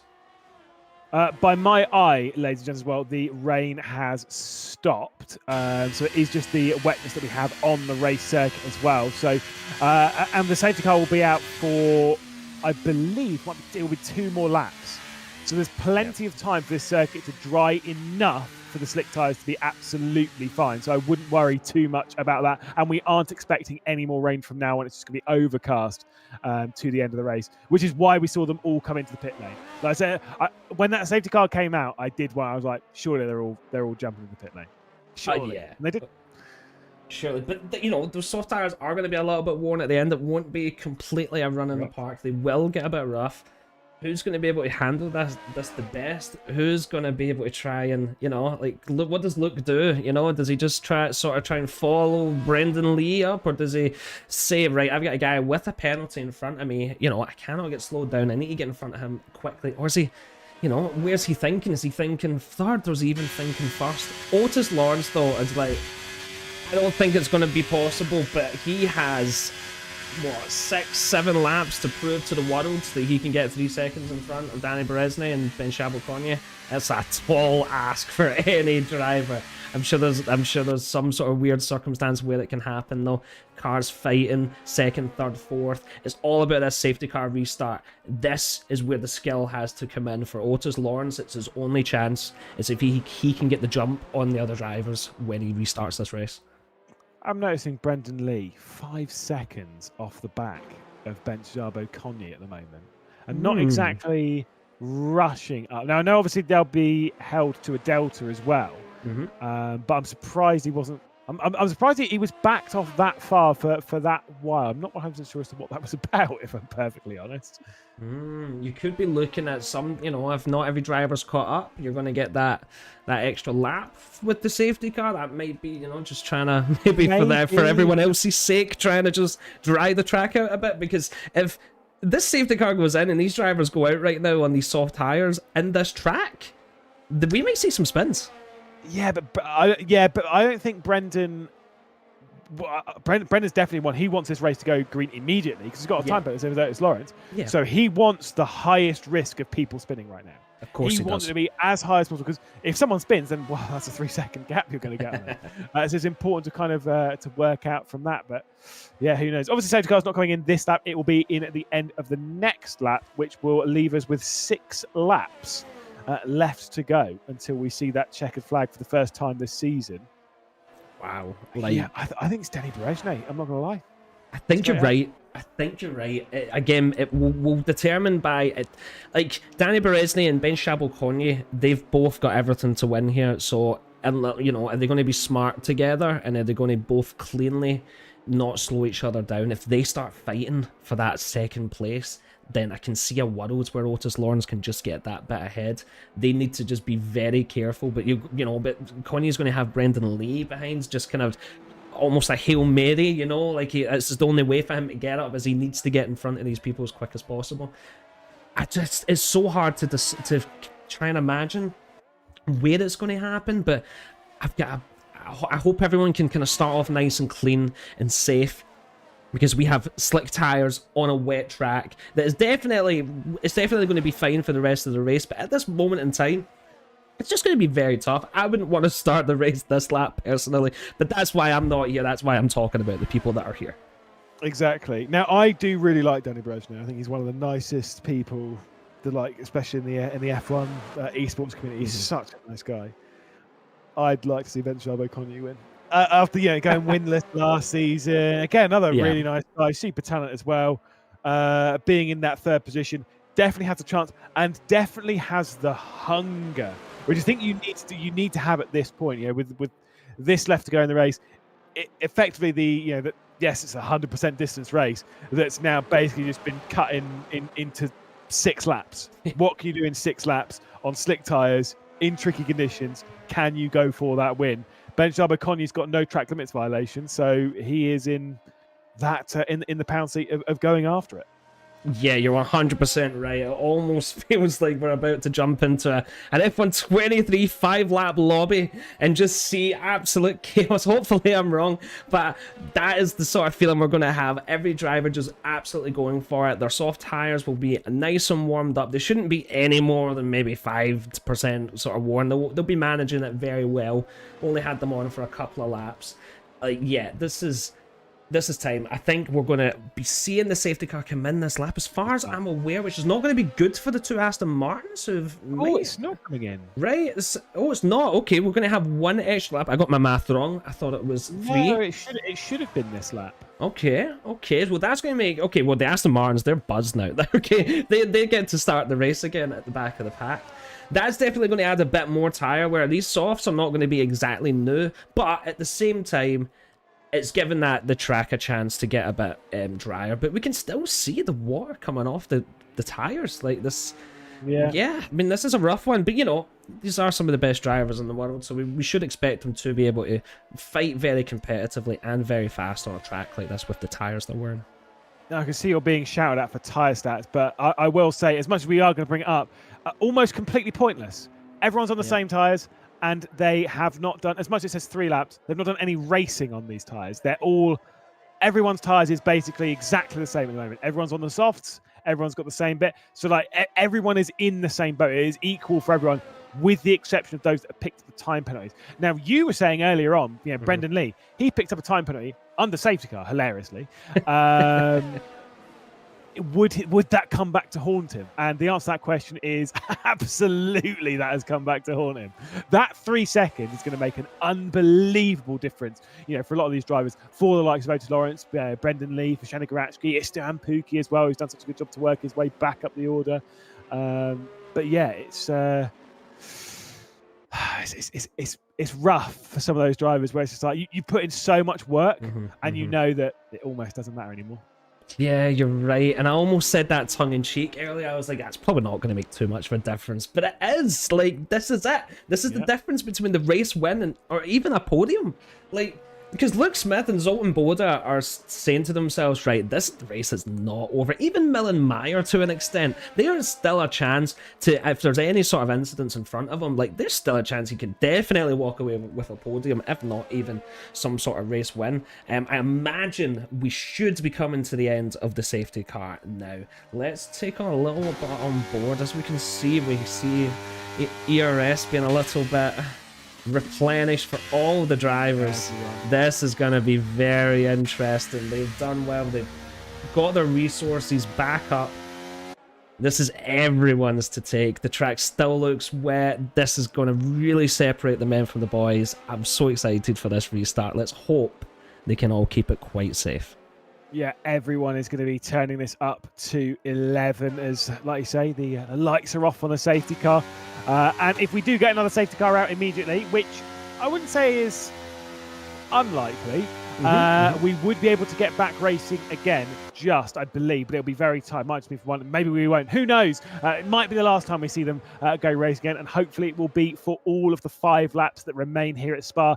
Otis Lawrence, Danny Berejne, Bench Jarbo Conyi, Brendan Lee, Luke Smith inside that top 5. 2 of those with time penalties. Otis Lawrence trying to slow things down as much as possible because he needs to focus on building a gap. I do not believe DRS is enabled yet, which means if there's any chance to pull away a gap, now is the time. Otis Lawrence accelerates. We go through the bus stop chicane and we are back racing at Spa in round 1 of the Ironman League this season. Otis Lawrence will lead Danny Berejne, Bench Jarbo Conyi, but will there be any moves down into T1? No.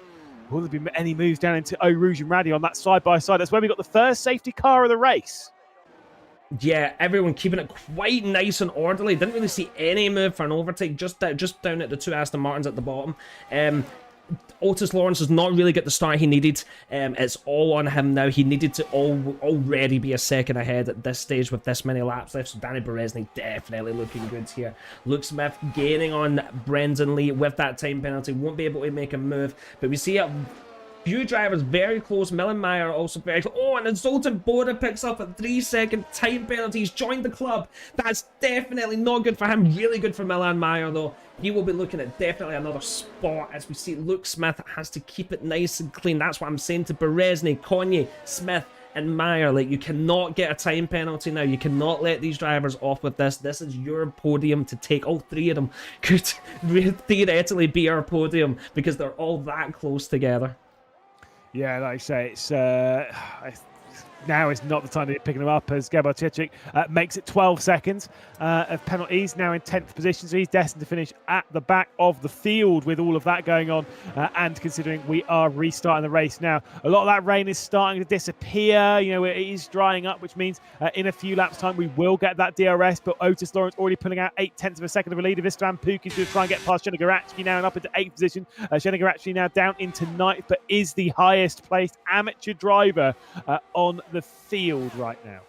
Yeah, doing incredible. Like, no matter what happens, he should be very proud of himself for being able to hold his own in a lobby that's this strong.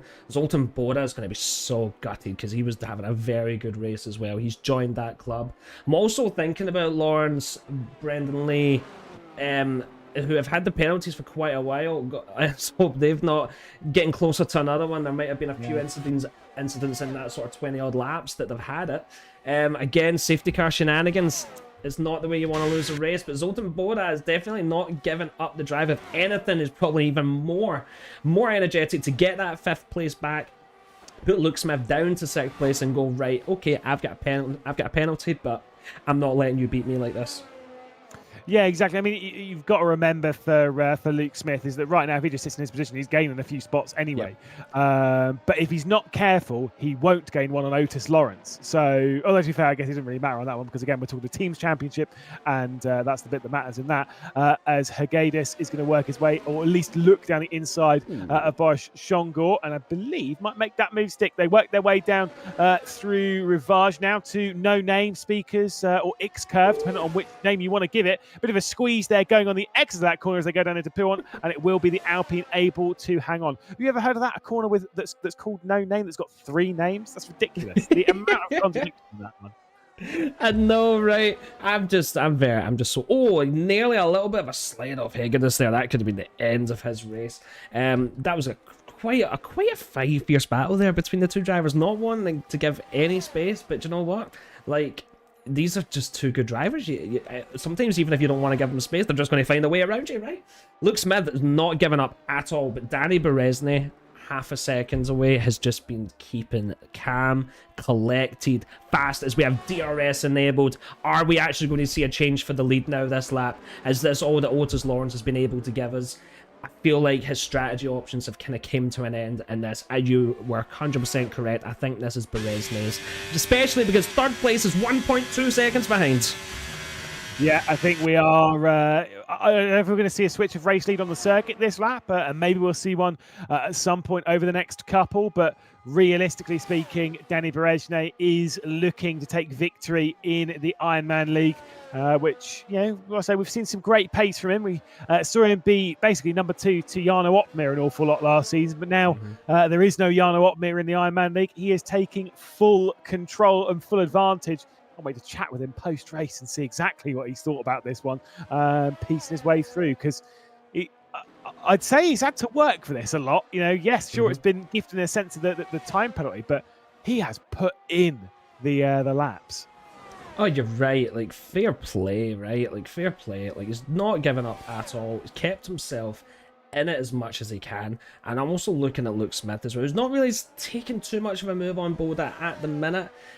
He must be seeing the sort of yes, you get jumped into 3rds, but he must be sort of maybe seeing 2nd and 1st going away a little bit from him.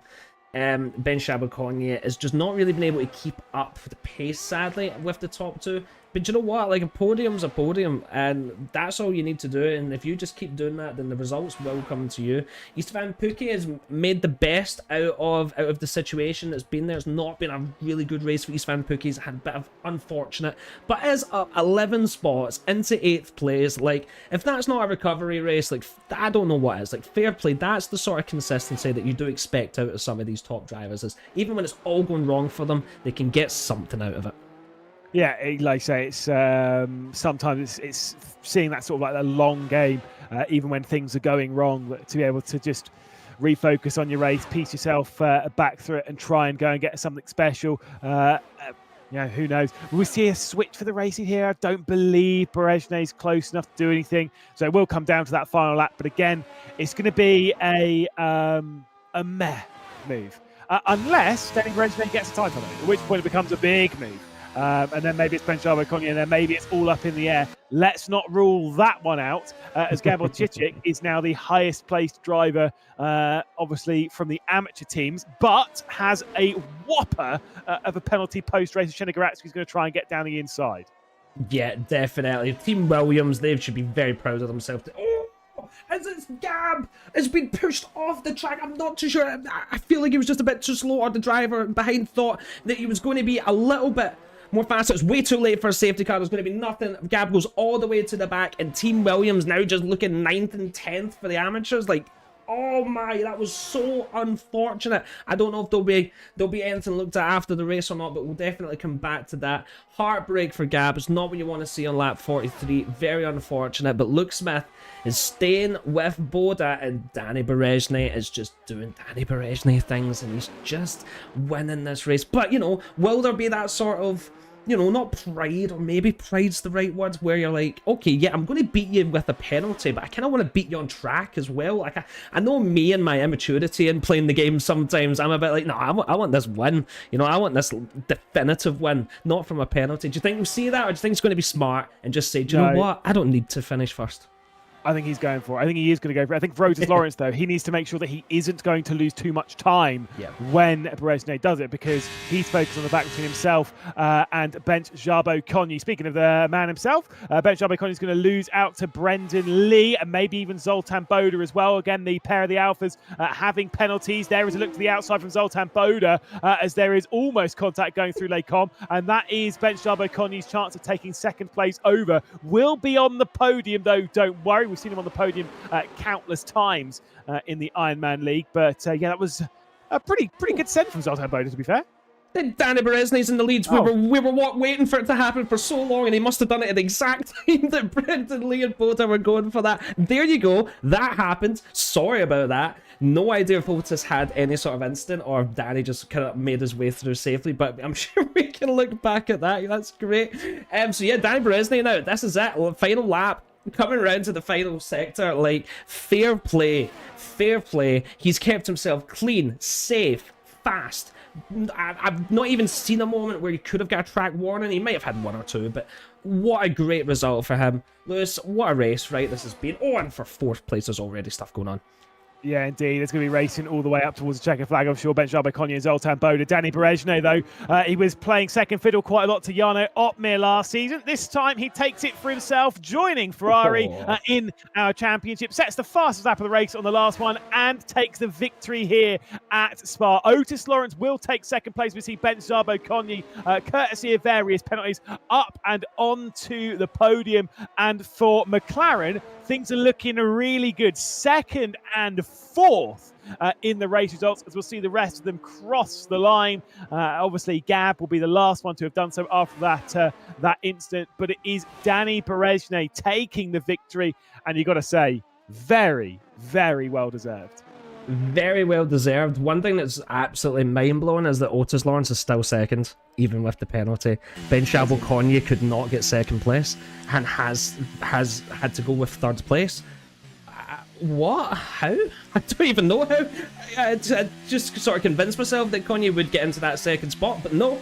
Otis Lawrence with the 3-second penalty couldn't do enough for first, but Danny Berezny should be so proud of himself for that race. But getting a podium still with a penalty, fair play. As we see Ferrari up in the front. Like, wow, Lewis, what a race! What a race! Otis Lawrence definitely had the speed to win today. Shame that we saw the penalty, but it is what it is. We saw quite a few penalties today. It is one of those things to be expected, but again, brilliant stuff there, and a brilliant victory for Danny Berezny. Bench Jabo Konyi, classic, back on the podium. Of course, he loves being on the podium. We've seen him on the podium so many times. But when we talk of this championship, again, we are talking of a team side of things, and for McLaren, things are looking really good. Otis Lawrence in second, Luke Smith in fourth. Danny Berezny obviously taking that victory with Bench Jabo Konyi in third. Milan Meyer, Brendan Lee, Zoltan Boda, Istvan Pukki, Timbo, and Norbert Eisner rounding out those points playing finishes. Jenny Goratsky outside of it, unfortunately, at the end of it, with Hagedis, Ben Silas, Shongor, Gabor Vajda, and then we get into the list of retirements with Vajda, with Gab rather back there. Then the retirements of Al Roots, Clay, Gal, and Vince all at the end, all at the start of the race.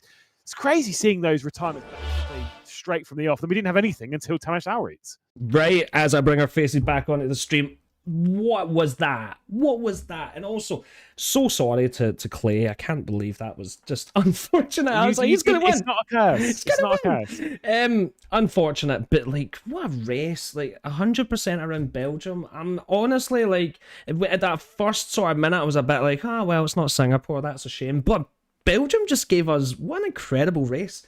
Like, fair play to everyone. They should be absolutely proud of themselves. What we're gonna do Yeah. is I'll sort the get someone in for the interviews, I imagine. And yeah, but Lewis, like, wow, what a start to this season, right? Yeah, exactly. They are an incredible way to start, an incredible podium for our drivers. And like we say, I think we'll have a chat with them. But do you want to take it? Or do you want me to take it? Do you want me to deal I with would these? like you to take it out. I'll bring in Ben Shabelkonye and let's see what his thoughts were for the race, shall we?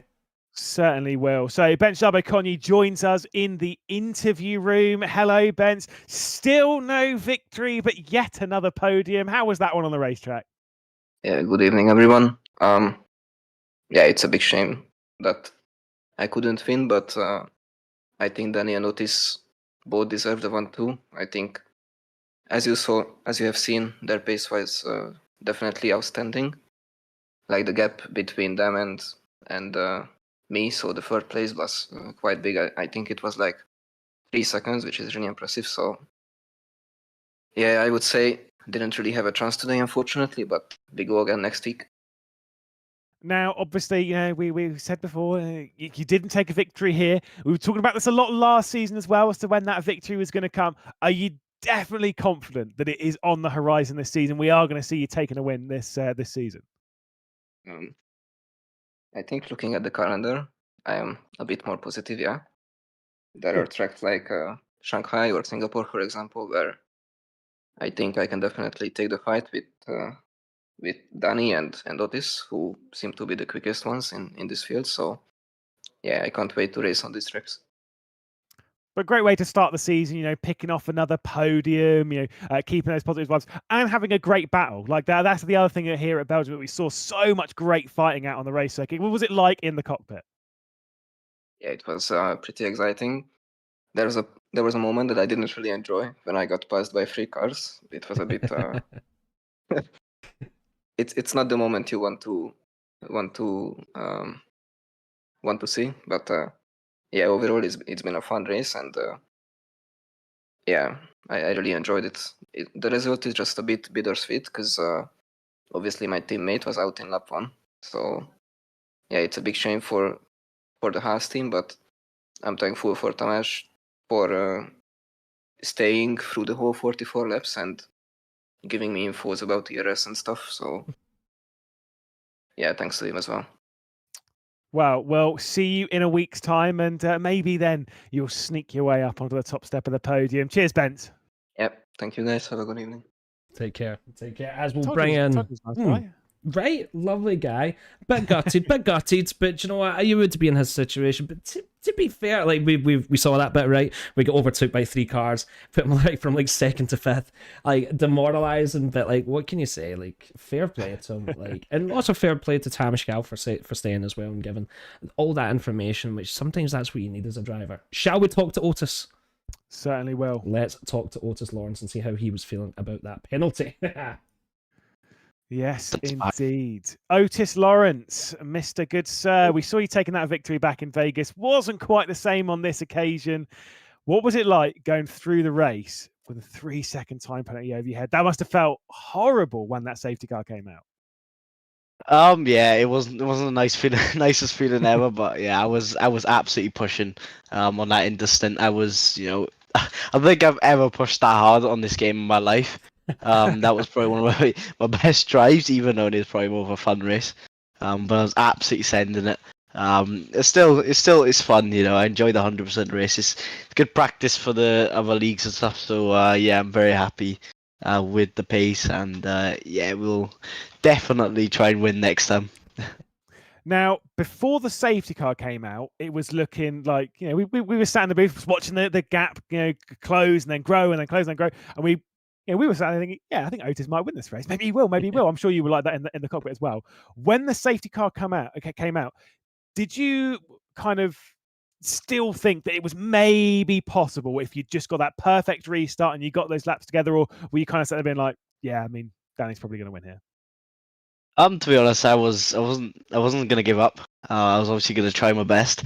I was a bit optimistic on the first lap when I saw the gap about 9 tenths at the end of the safety car restart lap. So I was quite optimistic then, but then I heard he had like 50%, 60%, while I had 13%. So I was like, yeah, GG's at that point. So I was just mainly, my primary focus was just trying to beat Ben's because he didn't have a penalty. And yeah, we came home with P2 at the end of the day.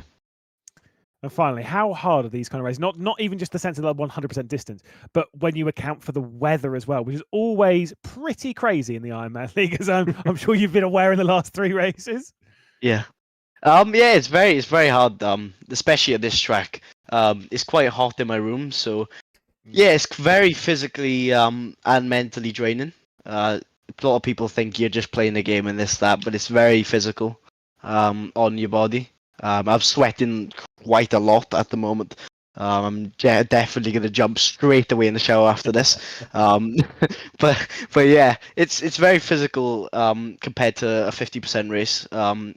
Especially in this race as well, because you have to keep the car controlled in the wet conditions, and yeah, I was pushing really hard as well, which didn't help. So yeah, a very good practice for the 50%, and yeah, it should be very good to keep the stamina in the 50% races. Don't worry, Otis, we were also sweating in the commentary booth. Yeah. Cheers, mate. You have a good one, and we'll see you in a week's time. Thank you. Hope you enjoyed. Have a good one. Take care. Take There care. you go. He had the pace. Like, he's saying he had the Yeah, pace. He had the pace. Like, that safety car didn't come. I think it was his. I do think it was his. Well, Danny Bereshny, you can't really write him out, and we'll hear what he has to say in a little minute. Like, just great energy. Love to hear it. I love to see that they're sometimes they're even viewing it as good practice. Like, fair play to them. They're having fun and they're giving us a great race. And I just think we could ask for much better. The ever-changing conditions of weather is just so fun to watch, and and it sounds like they enjoy that too. They enjoy that challenge of getting that experience in with these crazy weather changes. Yeah, like I say, it's exciting, it's different, it's hard, but keeping that focus on the race has been the hardest part for a lot of these drivers, and I'm sure Danny Bereshny will go into, because he loves going into those kind of details and stuff, and saying how it really was in the race. Well, let's not wait much longer. Let's talk to our race winner, our deserved race winner. Let's get him into the booth. And here we go. Cheers. Danny Bereshny into the booth as a race winner. Obviously, we spoke to you quite a few times last season, but that one will feel pretty sweet starting out the new season as a victor. Obviously, in a Ferrari as well. That's really weird to see. I'm not going to lie. What was it like from your point of view? Yeah, I mean, it's my favorite track, but to be honest, we have not really prepared for this track in a while, because I think it was one of the first few races of league racing when the game got released. So I loaded in a setup from August, which is half a year ago. Meanwhile, for example, Otis, Brandon, and all the guys who play in PSGL had set up from 2 weeks ago in PSGL. So I felt a little bit of pace disadvantage. I was higher on downforce, having the same cornering speed, lower top speed. So not really ideal. But I got really lucky with Otis' penalty, I think, because he needed to push really hard at the end of the last stint. That's what mattered the most, of course. I could just follow him in slipstream, use just slightly less energy, and then I had ERS advantage in the last lap. So the move for the win was pretty simple, but his pace was amazing and defended also well, nearly tricked me, to be honest. I didn't really know where to go for it in the first or in the second straight, but I just chose the safer option at the end. Anyway, earlier on, the race was fun with the changeable weather conditions. I started the race dead last, so it was a nice last to first around Spa-Francorchamps. I had no incident with anyone. But at the race start, there was a big incident that unfortunately damaged my teammate, Istvan, because he got hit from behind trying to avoid it. And then middle part of the race was also really interesting when the field got together because of strategy differences between wets and inters and dry tires at the end of the stint. All in all, it was a good race, but there is nothing particular to speak more about it than, all in all, I'm happy. Was it kind of hard to maybe keep focused at various points, because you were, especially when it came to the safety car restart, you were around Otis, who had a time penalty. You know, Brendan had a time penalty as well, and you're kind of racing with these people. Where like, if I don't get a time penalty, I'm kind of finishing ahead of them. Or were you kind of just ignoring the time penalty in itself and just being like, look, we've got to win the race. We've just got to focus on that side of things. Yeah, I wanted to win the race on track because for me, time penalties don't really mean a lot, even though it's I mean, you need to drive just a little bit better to make a race without penalty than with penalty, but a race win on track still for me worth more. So I really wanted to win the race, but obviously I focused on Benza, who was the only one in the front runners that didn't have time penalty. So I kept him in mind, and if it came down to, let's say, a last lap DRS strategy, I would not have risked it against him just to beat Otis. But apart from that, my plan was quite simple. Now, obviously, you know, back racing in a week's time. We're going to see you winning a lot more this season. You know, we're going to see you at the front of the field, I'm sure. You know, excited for the rest of the championship? I am pretty excited. I love the format to not even have a qualifying session because it's just so good to sit down. I literally didn't play the game today at all. I sat down, I joined in, I was on the grid within 2 minutes of joining the lobby, and then the race started. It's amazing. Honestly, the best part of playing this game is racing. So this is 100% of that. Nothing else matters. So I really like this new format. I understand that the new championship, it doesn't give you extra points for fastest lap, which I'm a little bit disappointed about because I got the fastest lap today, but probably it will swing back in the next season. So, sorry, in the next few races anyway. So it's okay. Usually the winners don't get the fastest lap. I really like the intermediate stint. I'm not sure if you caught that on, but with Otis, we absolutely gapped the field by around 10 seconds before the safety car came in, the second one, and we were within 0.2 of a second swing in terms of gap for 10 laps straight. It was absolutely mental. He also said to me that he was never pushing this hard in this game, and I feel the same, honestly. I mean, we literally pushed 25% of a race being within 0.2 of each other at every single lap. That was quite satisfying to me. I really enjoyed that. Otis definitely said the same to us. I'm glad that you're saying it as well. Yeah, it looked like you two were pushing each other ridiculously to the absolute edge. Danny, congratulations on a victory. Very well deserved. We'll see you in a week's time, and maybe we'll see you once again back on the top. Thank you very much. Have a nice evening, everyone. Wow. Yeah. Just, I love to hear that. Like, I love that. Two drivers that are just like, do you know what? I had to work so hard for that. And Otis, and we noticed it, right? We noticed it ourselves. Like, they were flying away on the intermediate tires. Like, Otis Lawrence had the opportunity to get right out of the penalty, but Danny Berezhny never let him, where everyone else just fell right back and honestly got a bit lucky in a way that, you know, they had another chance with that late safety car. I love to hear that these drivers are giving it all. I also like to hear that, you know, people like Danny like the race. You know, some people love the qualifying. Some people are a quality merchant and then they kind of struggle with the race pace. He's like, no, I'm just going to walk in. It's almost like a movie, right? Where a music video. He's just sort of walking into the house, gets right down on the seat, and then just starts 100% race and does a last to first. Like, what is that? It's classic Danny Berezhny. That's what that is. No, honestly, very, very good. Yeah, loved it. I love the fact that the drivers do love a 100% distance race as well. It's something different. I do think it's a good rule as well to remove qualifying, because it is qualifying last year is literally just one lap, and it would be watching Jarno Opmeer and that lot all disqualify themselves to start from the back of the field anyway. So it's like, why don't we just bin this off, do it reverse championship order, and let's get on with it. I think it's a great call. I think it's going to give some exciting races throughout the season. I cannot wait to see it. But I'm not here next week, so I'm too busy on a golf holiday. Sorry. But I will be watching very closely Yeah, I love it. I can't wait. And it's just going to get more exciting the longer we get in. Reverse grids just fill me with so much excitement. You just never know where it's going to go. It gives those slower people in the lobby, not like they're very slow in this lobby, but someone always has to be last place. It's going to give those people a major chance to get right back into these constructor battles. And it's also going to keep on testing the best of the best. It's going to keep testing them every week. Like, okay, but can you do it from the back? Can you show like who's going to be the most consistent and get those that are mid scores throughout the season? I look forward to seeing the rest of the season. I have had such a fun night, especially doing this with you, Lewis. It's been so fun and so easy and just great. I just what more do we want on a Thursday night, right?